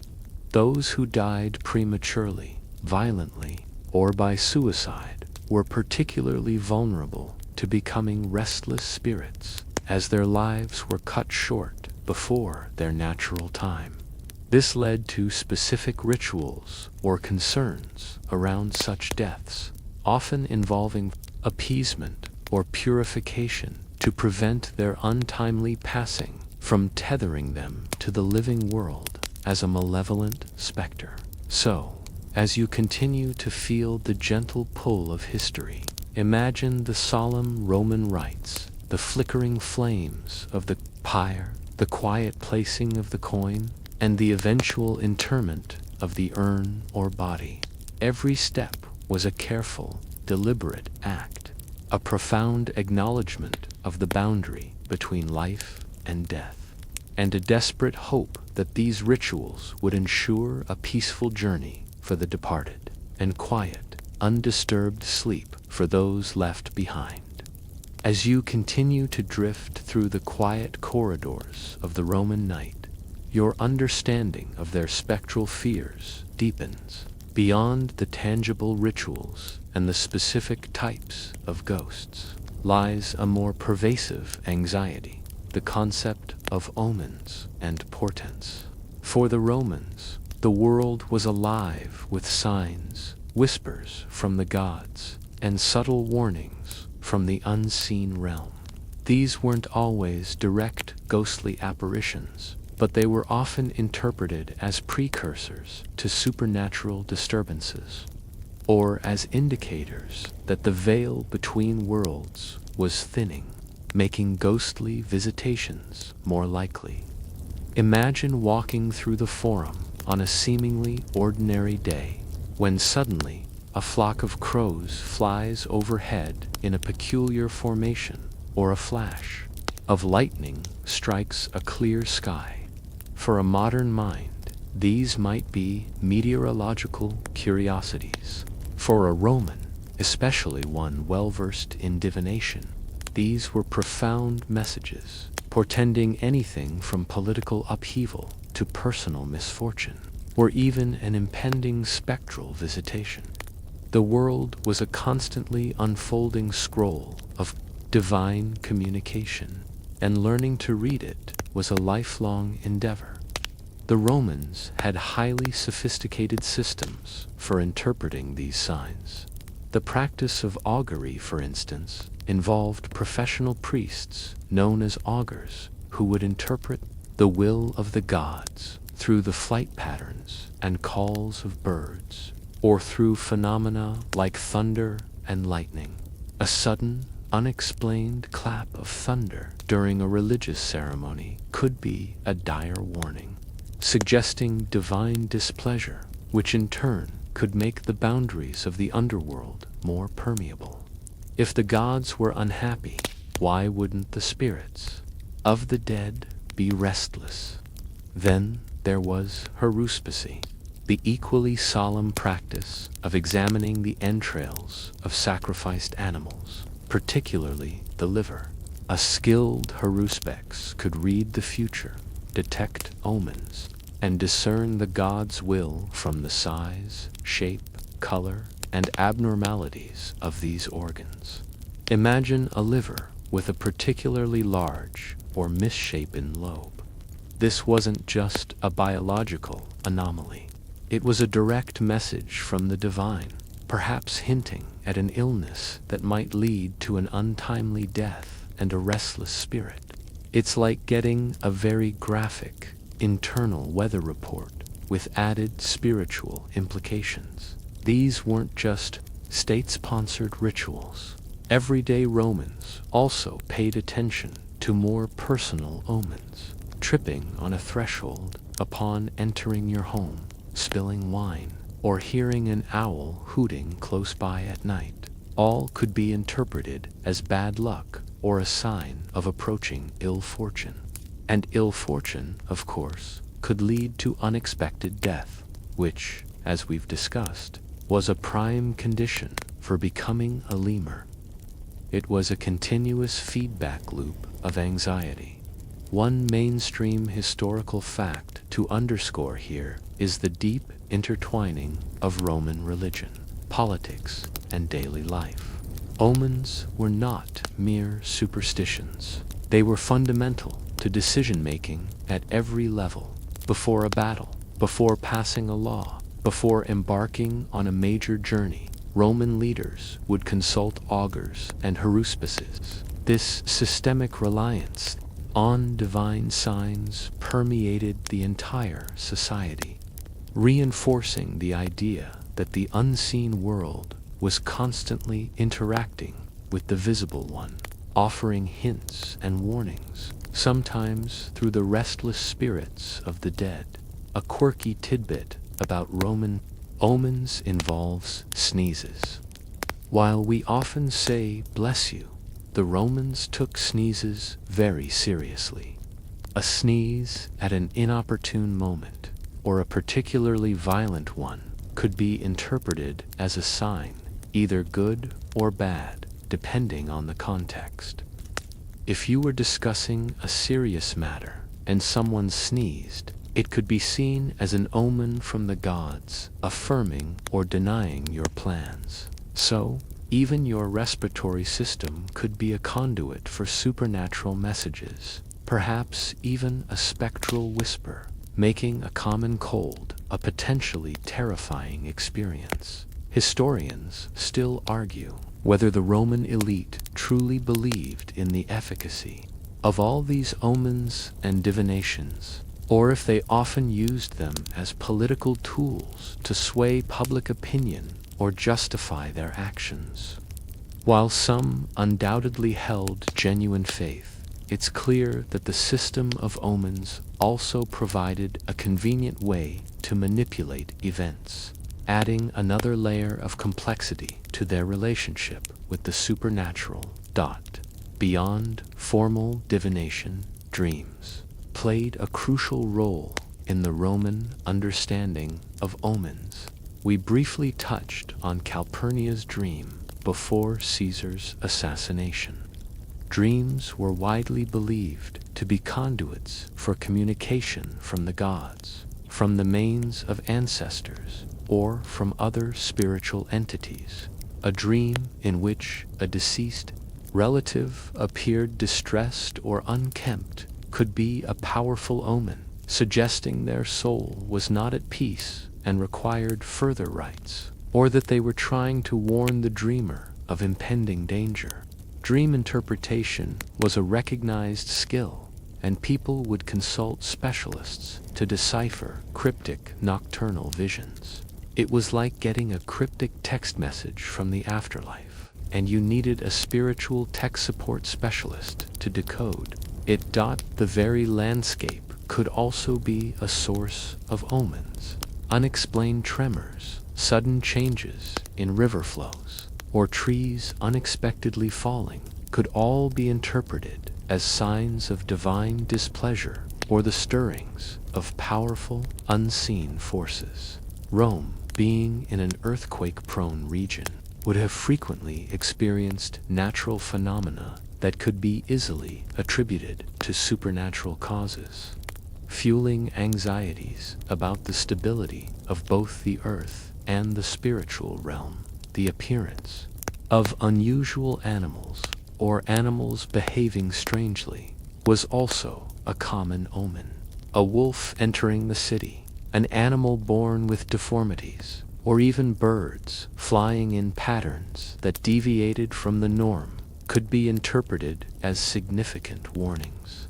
These natural occurrences blurred the lines between the mundane and the supernatural, making every aspect of the environment a potential source of anxiety or reassurance. It was a bit like living in a constant episode of Animal Planet, but where every animal's action held a hidden, possibly terrifying meaning. The Roman concept of fate was also intrinsically linked to omens and portents. While they believed in free will to some extent, the idea that certain events were predetermined by the gods or by an overarching cosmic order was powerful. Omens served as glimpses into this predetermined path, offering warnings or confirmations. If a ghost appeared to warn you of an impending disaster, it wasn't necessarily that the ghost caused the disaster, but that it was a messenger from the fates, confirming what was already set in motion. This added a layer of inevitability to their fears. So, as your mind drifts deeper into the Roman quiet, consider the constant vigilance required to navigate a world so filled with signs. Every rustle of leaves, every distant bird call, every fleeting dream could be a message, a warning, or a whisper from the unseen. For the Romans, omens and portents weren't just abstract concepts. They were living, breathing indicators of their precarious place in a universe teeming with divine will and restless spirits, always keeping them on the alert, even as they sought a peaceful night's rest. As the Roman night continues to embrace you, and the weight of their omens settles gently into your consciousness, your mind might naturally turn from the passive receipt of supernatural messages to a more active form of engagement. How did the Romans attempt to control or influence these unseen forces? This brings us to the fascinating realm of Roman magic and charms, a complex tapestry of superstitions, rituals, and practices designed to protect against malevolent spirits, attract good fortune, or even, in darker instances, invoke supernatural aid for less benevolent purposes. Imagine, for a moment, a Roman citizen feeling particularly vulnerable, perhaps after hearing a disturbing omen or experiencing a strange dream. Their first thought might not be to consult a philosopher, but rather to seek out a charm, an amulet, or a protective ritual. This wasn't necessarily black magic as we might conceive it, but rather a spectrum of practices, from simple apotropaic gestures to more complex incantations, all aimed at navigating a world teeming with unseen dangers. The most common form of protection was the amulet. These small objects, worn on the person or hung in the home, were believed to possess inherent magical properties to ward off evil. We've already touched upon the bulla, a pouch worn by children, often containing charms to protect them from the evil eye and malevolent spirits, particularly the larvae that might target the innocent. For adults, various amulets were popular, often crafted from metal, stone, or even organic materials like bone or animal teeth. These could be rings with engraved symbols, phallic charms, remember the fashionam, or representations of deities associated with protection. Wearing an amulet was like having a portable spiritual shield, a constant, tangible reminder of unseen protection. It was less about active magic and more about passive defense, like wearing a lucky charm to a very important, spooky exam.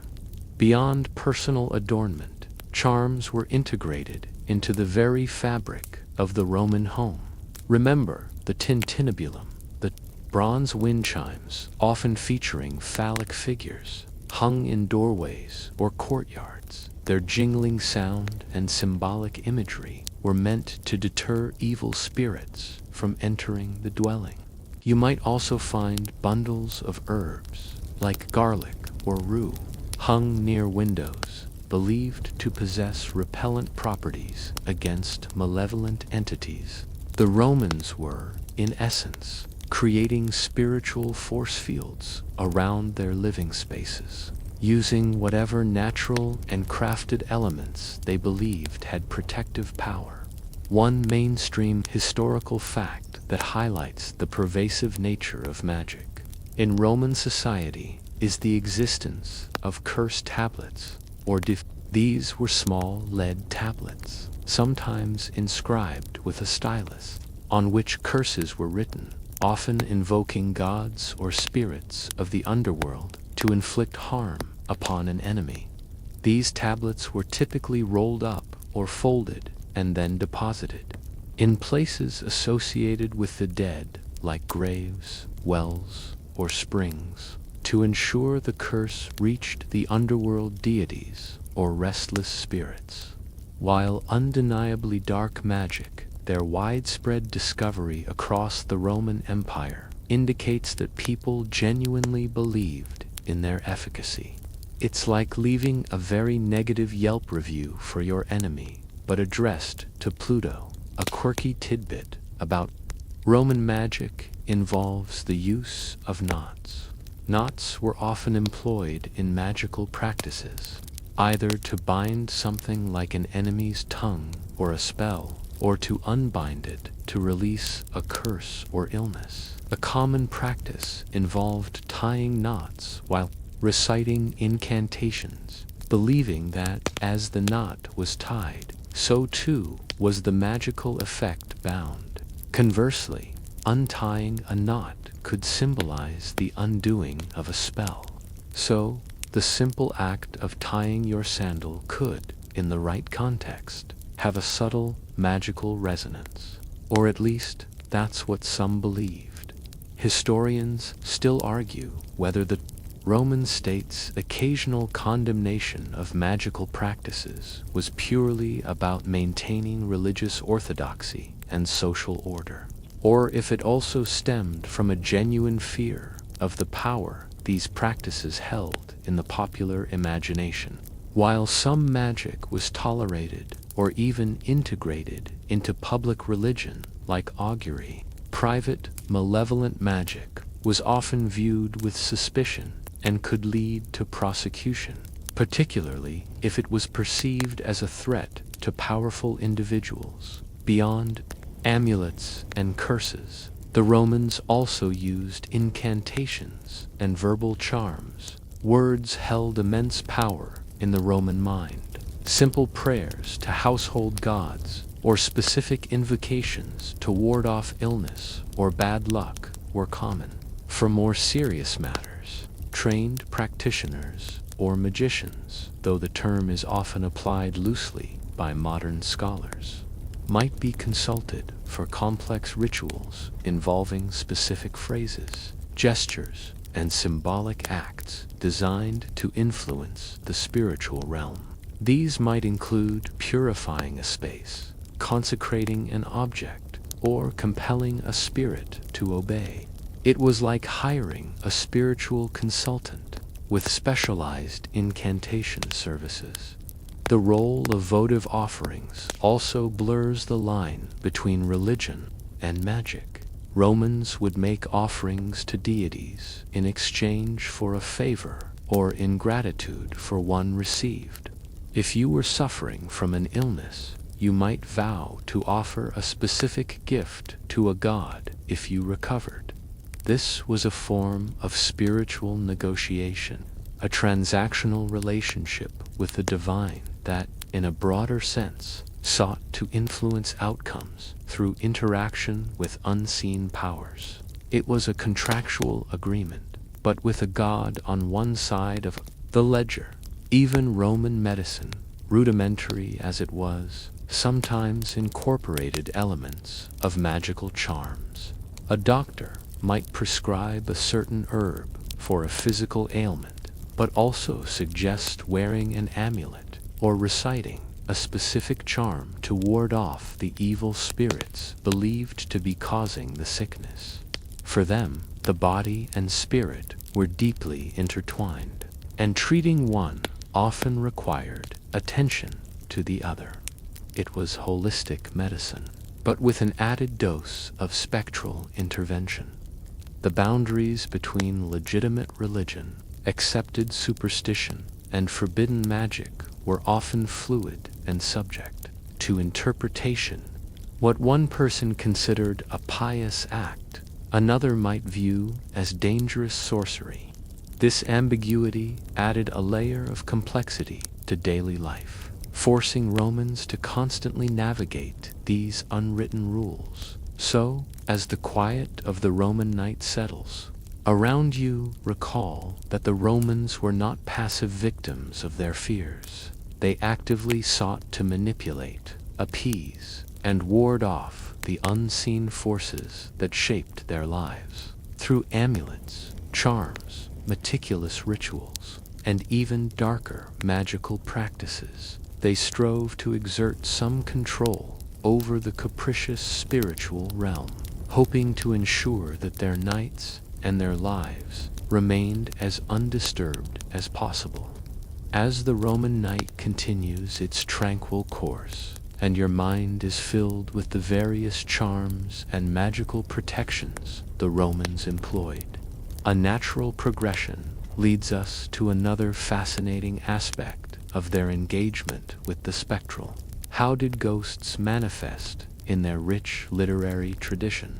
Beyond philosophical debates or historical accounts, Roman poets, dramatists, and storytellers frequently brought the departed back to life on the page, using them not just for a fright, but to explore themes of justice, revenge, destiny, and the very nature of existence. Imagine a Roman citizen settling down with a scroll of their favorite playwright, or listening intently as a poet recites new verses in a grand villa. They wouldn't be surprised to encounter a spectral figure, for the literary landscape of Rome was as populated by the dead as its These literary ghosts served many functions. They could be a harbinger of doom, a voice of conscience, an agent of divine retribution, or simply a dramatic device to propel the narrative forward. One of the most striking examples comes from the tragedies of Seneca the Younger. As we briefly touched upon, Seneca's plays are notoriously bloody and filled with intense passion, and frequently feature vengeful ghosts. Take, for instance, his play Thyestes. The play opens with the ghost of Tantalus, condemned to eternal torment in the underworld. Remember him, forever thirsty and hungry. He is compelled by the Furies, the ancient avenging deities, to return to the mortal world and incite his grandson, Atreus, to commit unspeakable acts of revenge against his brother, Thyestes. Tantalus's ghost is not a fleeting apparition. He is a force, a chilling prologue that sets the stage for the horror to unfold. His spectral presence is a physical manifestation of inherited sin and cosmic retribution, a grim reminder that the sins of the fathers can indeed echo through generations. Seneca's ghosts are not subtle. They are often angry, articulate, and driven by a thirst for justice or revenge. They represent the consequences of moral transgression and the idea that even death cannot escape the weight of human actions. For a Roman audience, these theatrical ghosts would have resonated deeply with their own beliefs about larvae or lemures, spirits driven by unresolved grievances. It was a terrifying, yet cathartic experience, like watching a cautionary tale, where the consequences literally rise from the grave. Then there's the epic poetry of Virgil, particularly his Aeneid. While not a ghost story in the conventional sense, Book 5 famously describes Aeneas's descent into the underworld Nicaea, where he encounters the shades of the dead. Here, the ghosts are not malevolent, but rather pitiable, sorrowful figures, longing for rest or eager to offer advice. Aeneas speaks with his father, Anchises, who reveals the future of Rome, and encounters the silent, grieving shade of Dido, who had committed suicide after Aeneas abandoned her. These spectral encounters are profound, allowing Virgil to explore themes of fate, destiny, and the burden of history. The shades in Virgil's underworld are ethereal, almost translucent, a gentle whisper of what once was, rather than a clanking menace. One mainstream historical fact to consider is that the Roman literary tradition, especially in its early stages, drew heavily on Greek precedents. The concept of the underworld journey and the appearance of ghosts in literature can be traced back to Homer's Odyssey. However, Roman authors often adapted these themes to reflect uniquely Roman concerns, such as the importance of family lineage, the sanctity of proper burial, and the destinies of great leaders. They made the Greek underworld Roman, sprinkling it with their own unique brand of bureaucratic dread and ancestral pride. A quirky tidbit about ghosts in Roman literature involves their occasional appearance in satire. While less common, some satirical works might have poked fun at excessive superstition or the gullibility of those who claim to see ghosts. This wasn't to deny the existence of ghosts entirely, but rather to lampoon human folly and exaggeration. It's like a Roman stand-up comedian doing a bit about someone who swears their milk went sour because of a poltergeist. The humor came from the human reaction, not necessarily the non-existence of the ghost. Historians still argue whether the vivid descriptions of ghosts in Roman literature truly reflected common contemporary beliefs about their appearance and behavior, or if they were largely poetic licenses intended for dramatic or moral effect. While undoubtedly exaggerated for literary impact, the fact that these descriptions resonated with the audience suggests a shared cultural understanding of what a ghost might look, sound, or act like, even in prose works like the historical writings of Livy or Tacitus. Ghost stories or spectral warnings occasionally appear. These often take the form of ominous dreams, omens, or visions that precede significant historical events, lending an air of divine intervention or tragic inevitability to the narrative. Livy, for example, recounts various portents and apparitions before major battles or political upheavals, reflecting the Roman belief that the heavens and the underworld often signaled their displeasure or intentions to mortals. These weren't just embellishments. They were seen as credible components of the historical record. The concept of the genius loci, the spirit of a place, also frequently appeared in Roman literature and poetry. While not a ghost of a deceased person, the genius loci was an unseen entity, often benevolent, tied to a specific location, like a grove, a river, or a city. Poets would invoke these spirits to lend an air of reverence or mystique to their descriptions of landscapes. This reinforced the broader idea that the world was populated by unseen presences, making the leap to human ghosts less jarring for the roaming imagination. It's like the subtle background score in a movie, setting the mood even if you don't consciously notice it. The Romans also had a strong tradition of elegiac poetry, which often dealt with themes of love, loss, and death. While not always featuring literal ghosts, these poems frequently explored the grief of separation and the longing for the departed, the sense of an unseen presence, a yearning for connection beyond the grave permeates many of these works, hinting at the thin veil between life and what lies beyond. The ghost in these poems is often the lingering memory, the emotional echo, rather than a physical apparition.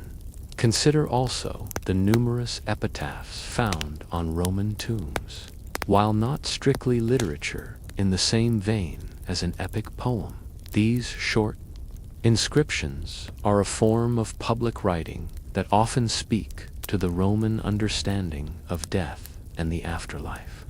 Some are simple, factual records, but others contain poignant messages to the deceased, warnings to grave robbers implying the deceased might exact revenge, or even direct addresses from the dead to the living.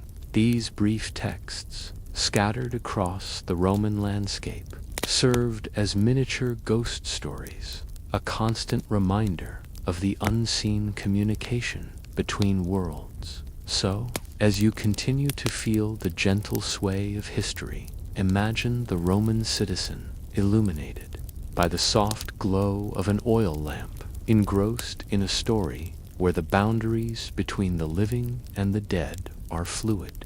Whether it was the vengeful spirit of a murdered king, the wise shade of an ancestor offering prophecy, or the mournful specter of a lost lover, ghosts in Roman literature were far more than just scary monsters. They were powerful narrative tools, reflections of societal anxieties and beliefs, and enduring testaments to the Romans' profound and complex relationship with death and the unseen world.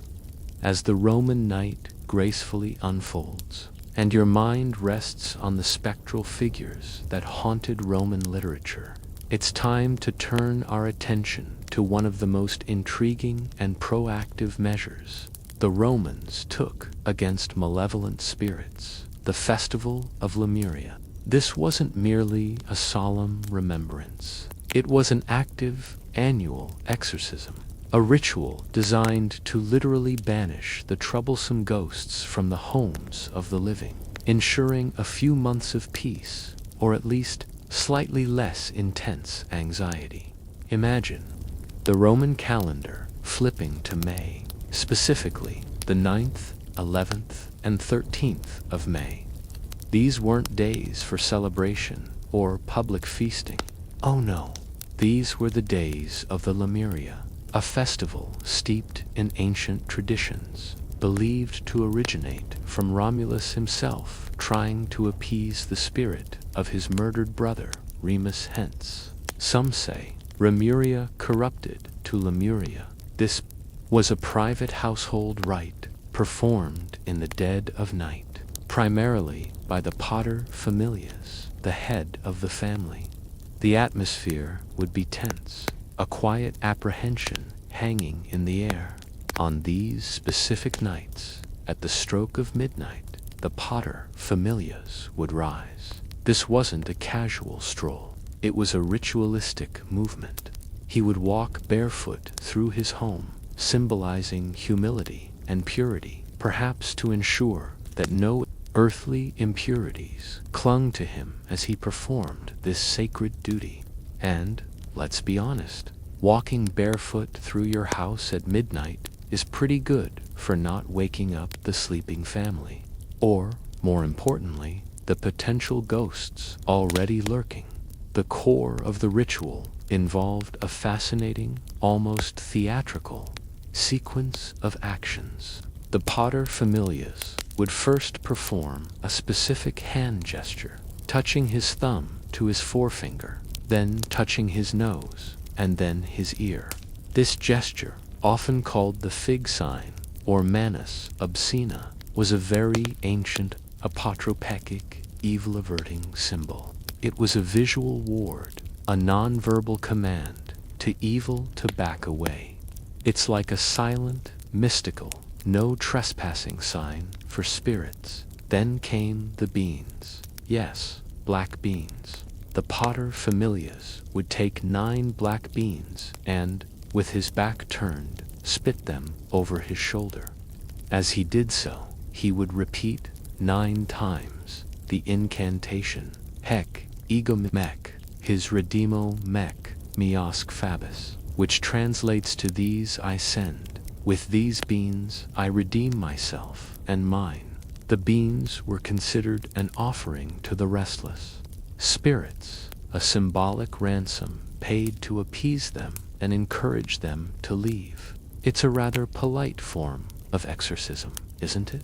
Here, have some beans. Now please, kindly leave. It highlights a belief that these spirits could be bribed or satiated, a practical approach to dealing with the supernatural.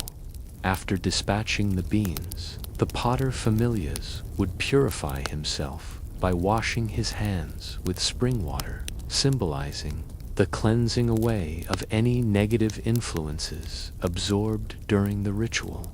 And then came the noise. Oh, the noise.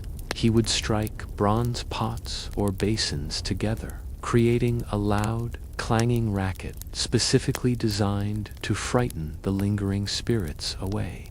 As he clanged, he would repeat 9 times again the exhortation, Manes exite paterni, begone, manes of my fathers, or more broadly, begone, ancestral spirits.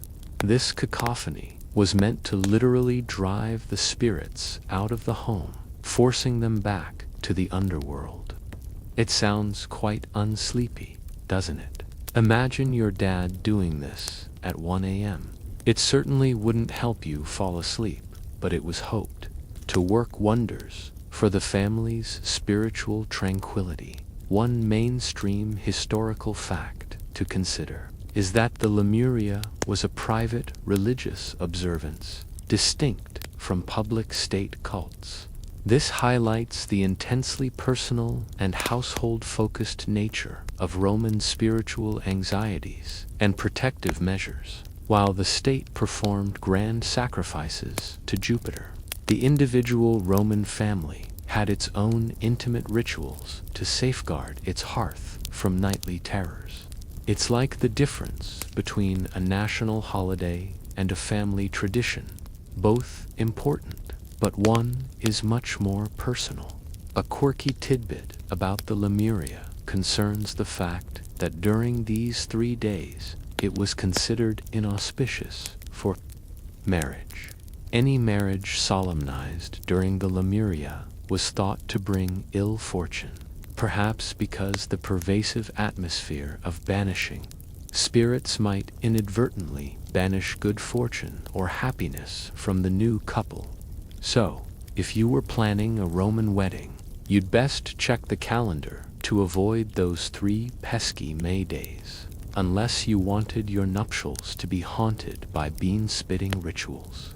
Historians still argue whether the origins of the Lemuria were indeed connected to Romulus and Remus, or if it was an older, more generalized agricultural or purification ritual that later acquired a mythical origin story. What is clear is its enduring significance as the primary Roman method for dealing with unwanted ghostly presences in the home. The ritual of the Lemuria speaks volumes about Roman psychology. It wasn't about passive acceptance of fate, it was about active engagement, about taking concrete steps to influence the unseen world. The paterfamilias, through these precise and somewhat odd actions, was fulfilling his duty to protect his household from spiritual danger, much as he would protect them from physical threats. This proactive approach provided a sense of control in a world where much felt beyond human influence. The festival also reinforced the idea of a cyclical cleansing. Just as the fields needed to be tilled and purified before planting, so too did the home need to be spiritually cleared of lingering malevolence at certain points in the year. It was a spiritual spring cleaning, ensuring a fresh start and a peaceful environment for the living. Even the objects used in the ritual, the black beans and bronze vessels, held symbolic power. Black was often associated with death and the underworld, making the beans a fitting offering. Bronze, a resonant metal, was believed to have properties that could ward off evil or amplify magical intentions. Every element was carefully chosen, demonstrating a sophisticated understanding of sympathetic magic and ritual efficacy. So, as the last faint echoes of the paterfamilia's bronze clanging fade into the imagined Roman night, and the black beans lie scattered, hopefully carrying away any lingering specters, you can appreciate the intricate and often peculiar lengths to which Romans went to ensure a restful night. The Lemuria was a noisy, specific, and deeply believed ritual, a testament to their pervasive fear of restless spirits and their determination to keep them firmly in the underworld, far away from the quiet slumber of the living. As the Roman night continues its tranquil course, and the echoes of the Lemuria ritual fade from your imagination, a curious thought might arise. Do these ancient Roman fears and practices resonate in our world today? Despite millennia separating us, the answer is a resounding yes. Many of the superstitions, ghost stories, and even architectural considerations that shaped Roman anxieties about the dead have surprisingly durable echoes in modern folklore, beliefs, and even our casual, everyday language. Imagine, for a moment, the common fear of haunted houses. This concept is utterly ubiquitous in modern culture, from horror films to local legends. Where does it come from? The Roman belief that a house could be tied to the spirit of a deceased occupant, especially one who died violently or was improperly buried, is a direct precursor. The idea that a specific building can harbor a lingering, restless entity is a direct inheritance from Roman ideas about lemures and larvae, attaching themselves to the places of their earthly lives. When you hear a creak in your attic and your mind immediately jumps to ghost, you're channeling millennia of human, and specifically Roman, anxiety about strange noises in old buildings. Consider the pervasive fear of cemeteries at night. For Romans, their necropolises were places of reverence, but also places where the veil between worlds felt thin. It was where the dead literally resided. Today, cemeteries are often seen as spooky, places to avoid after dark, or settings for thrilling daredevil excursions. This isn't just about the quiet or the tombstones. It's an inherited psychological landscape where the presence of the dead is felt most acutely. A direct echo of Roman fear of desecrated graves or restless spirits wandering their designated resting places. You probably wouldn't picnic in a cemetery at midnight, and neither would a Roman, albeit for slightly different, but equally compelling reasons. Then there's the simple act of saying, "Bless you," when someone sneezes. Remember our quirky tidbit about Roman sneezes being omens? While the direct link is debated, the practice of uttering a protective phrase after a sneeze has very ancient roots, sometimes linked to warding off evil spirits thought to enter or escape the body during a sneeze, or simply as an acknowledgement of a significant, if minor, bodily event. It's a small linguistic fossil, a whisper of ancient superstition in our modern conversations.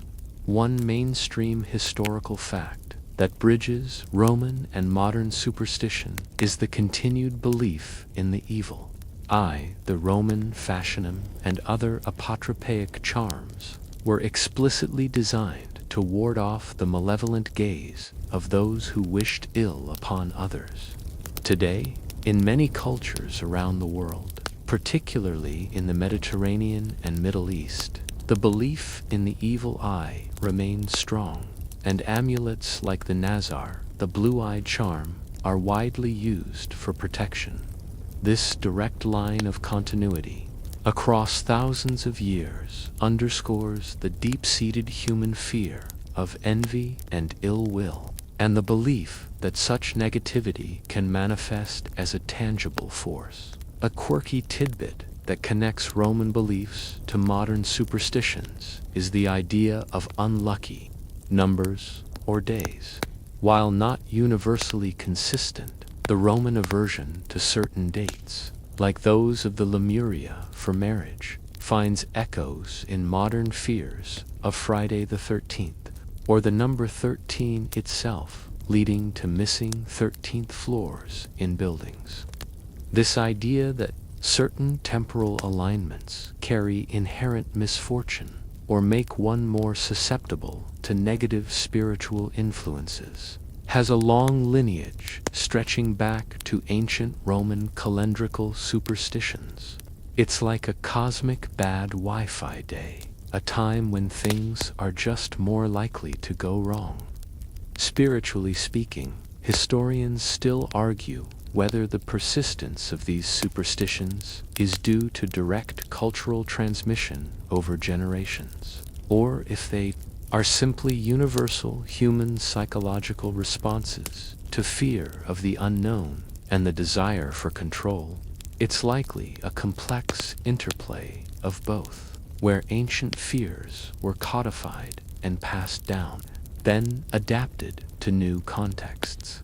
Consider also the phenomenon of ghost hunting and paranormal investigation teams. While utilizing modern technology, the fundamental premise that spirits can linger, interact with the environment, and be detected is a direct descendant of Roman beliefs.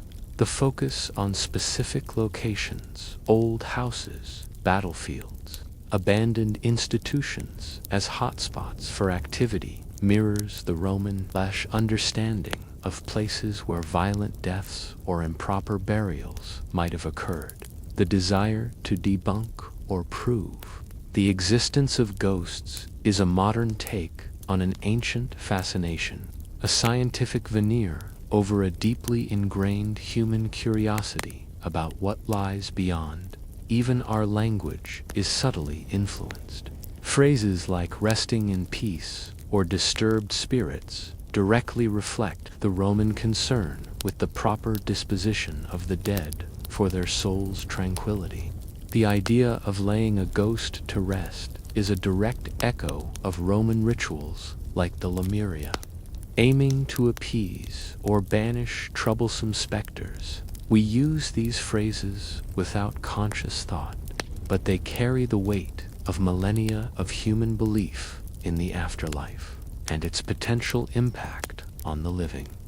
The concept of vengeful spirits also finds strong resonance in modern fiction and folklore. From slasher film villains who return from the grave for revenge to the haunted figures seeking justice in countless narratives, the idea that a person who suffered an injustice in life might return to seek retribution is a timeless trope. This directly mirrors the Roman larvae or lemures, driven by unfulfilled grievances or violent deaths. The need for justice, even in death, is a powerful human desire that transcends cultures and eras. Even in architecture, the subtle echoes can be found. While not explicitly designed to ward off ghosts, the tendency to build homes with distinct, private spaces, thick walls, and secure doors can be seen as a descendant of a desire for security and containment, not just from physical threats, but from unseen ones. The psychological comfort of a sealed off might have been attributed to keeping malevolent spirits out. So, as the Roman night draws quietly to a close, and you reflect on the persistent echoes of their beliefs in our contemporary world, you recognize that the human encounter with death, the fear of the unknown, and the enduring questions about what lies beyond are universal. The Romans, with their intricate rituals, their specific types of ghosts, and their philosophical debates, offer a poignant and fascinating glimpse into the deep roots of our own lingering superstitions and our timeless fascination with the spectral. As the Roman night reaches its final, gentle moments, and the lingering echoes of ancient fears and fascinating rituals settle within your mind, it's time to bring our journey to a peaceful conclusion. We've traversed the shadowy streets of ancient Rome, explored their intricate beliefs about the afterlife, and even witnessed their spirited attempts to manage the spectral world through rituals, charms, and captivating stories. Now, as the first faint hint of dawn might begin to touch the horizon of our historical imagination, let's consider the quiet end of a Roman night and the lasting peace the Romans sought. Even in a world alive with the unseen dot, imagine the potter, Familius, having completed his noisy, bean-spitting ritual of the Lemuria, now finally settling back onto his simple Roman bed.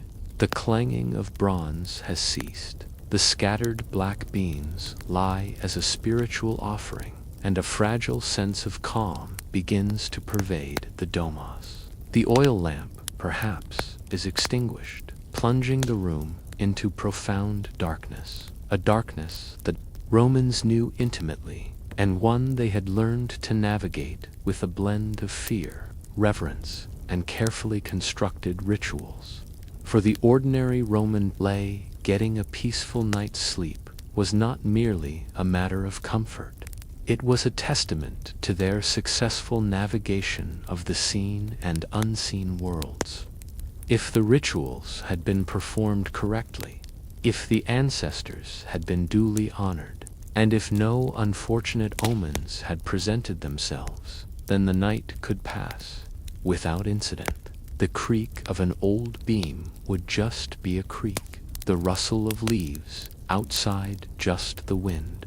The anxiety, though ever present beneath the surface, would recede into the gentle hum of daily existence, allowing for a temporary reprieve. The concept of peaceful rest was paramount to the Romans. It wasn't just about the living, it was about the deceased. A soul that rested peacefully was a soul that caused no trouble. This is why their funeral rites were so meticulous, why offerings were made at tombs, and why the annual festivals were observed with such diligence. It was a societal contract with the dead. We will honor you, we will remember you, we will ensure your passage, and in return you will leave us undisturbed. It was a fragile agreement, constantly renewed, but one that offered profound comfort. Mainstream historical fact: despite their sophisticated engineering and legal systems, Roman society remained deeply connected to animistic beliefs and superstitions. The intellectual debates of philosophers coexisted with, rather than replaced, the widespread popular belief in omens, divinations, and the active presence of spirits. This duality is a hallmark of Roman culture, showing a remarkable capacity to hold seemingly contradictory worldviews simultaneously. They could build an aqueduct with unparalleled precision and still worry about a black cat crossing their path.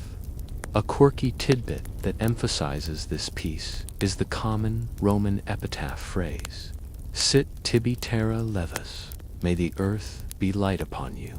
This simple wish, often found on tombstones, encapsulates the desire for the deceased to rest comfortably, unburdened by the physical weight of the earth, and by extension, unburdened by spiritual unrest. It's a gentle, almost tender wish for eternal tranquility, for a sleep undisturbed by any earthly or unearthly woes. It's the ultimate goodnight wish, spanning centuries. Historians still argue whether the Roman concept of peace for the dead was primarily about the cessation of suffering, or more about the cessation of their influence on the living. While both are undeniably intertwined, the evidence suggests a strong focus on ensuring the dead didn't become a nuisance or a threat, underscoring the practical, pragmatic Roman approach to even the most ethereal matters. As the sun would eventually rise over the vast Roman world, the fears of the night would recede, replaced by the hustle and bustle of daily life. The markets would stir, the workshops would open, and the legions would prepare for their drills. The shadows would shorten, and the perceived power of the spirits would diminish, only to return with the next twilight. This daily cycle of light and darkness mirrored the constant negotiation between the living and the dead, a rhythm that shaped the Roman psyche. The Roman night was not empty. It was filled with echoes of the past, with the presence of ancestors, and with the potential for malevolent spirits. Yet, through their rich tapestry of beliefs, rituals, and stories, the Romans found ways to live with these fears, to manage them, and ultimately to seek a quiet end to their days, hoping for a peaceful slumber. They taught us that even in a world teeming with unseen entities, there were ways to find comfort, to ensure rest, and to gently ease into the quiet oblivion of sleep. So now, as the last remnants of our Roman journey fade, and the quiet descends completely, let your mind drift. Feel the gentle peace that comes from understanding a world both ancient and familiar. A world where the line between life and death was always a little blurry, but where humanity always sought solace and tranquility. Let the echoes of Roman history, of their anxieties and their quiet comforts, lull you now into a deep, peaceful rest.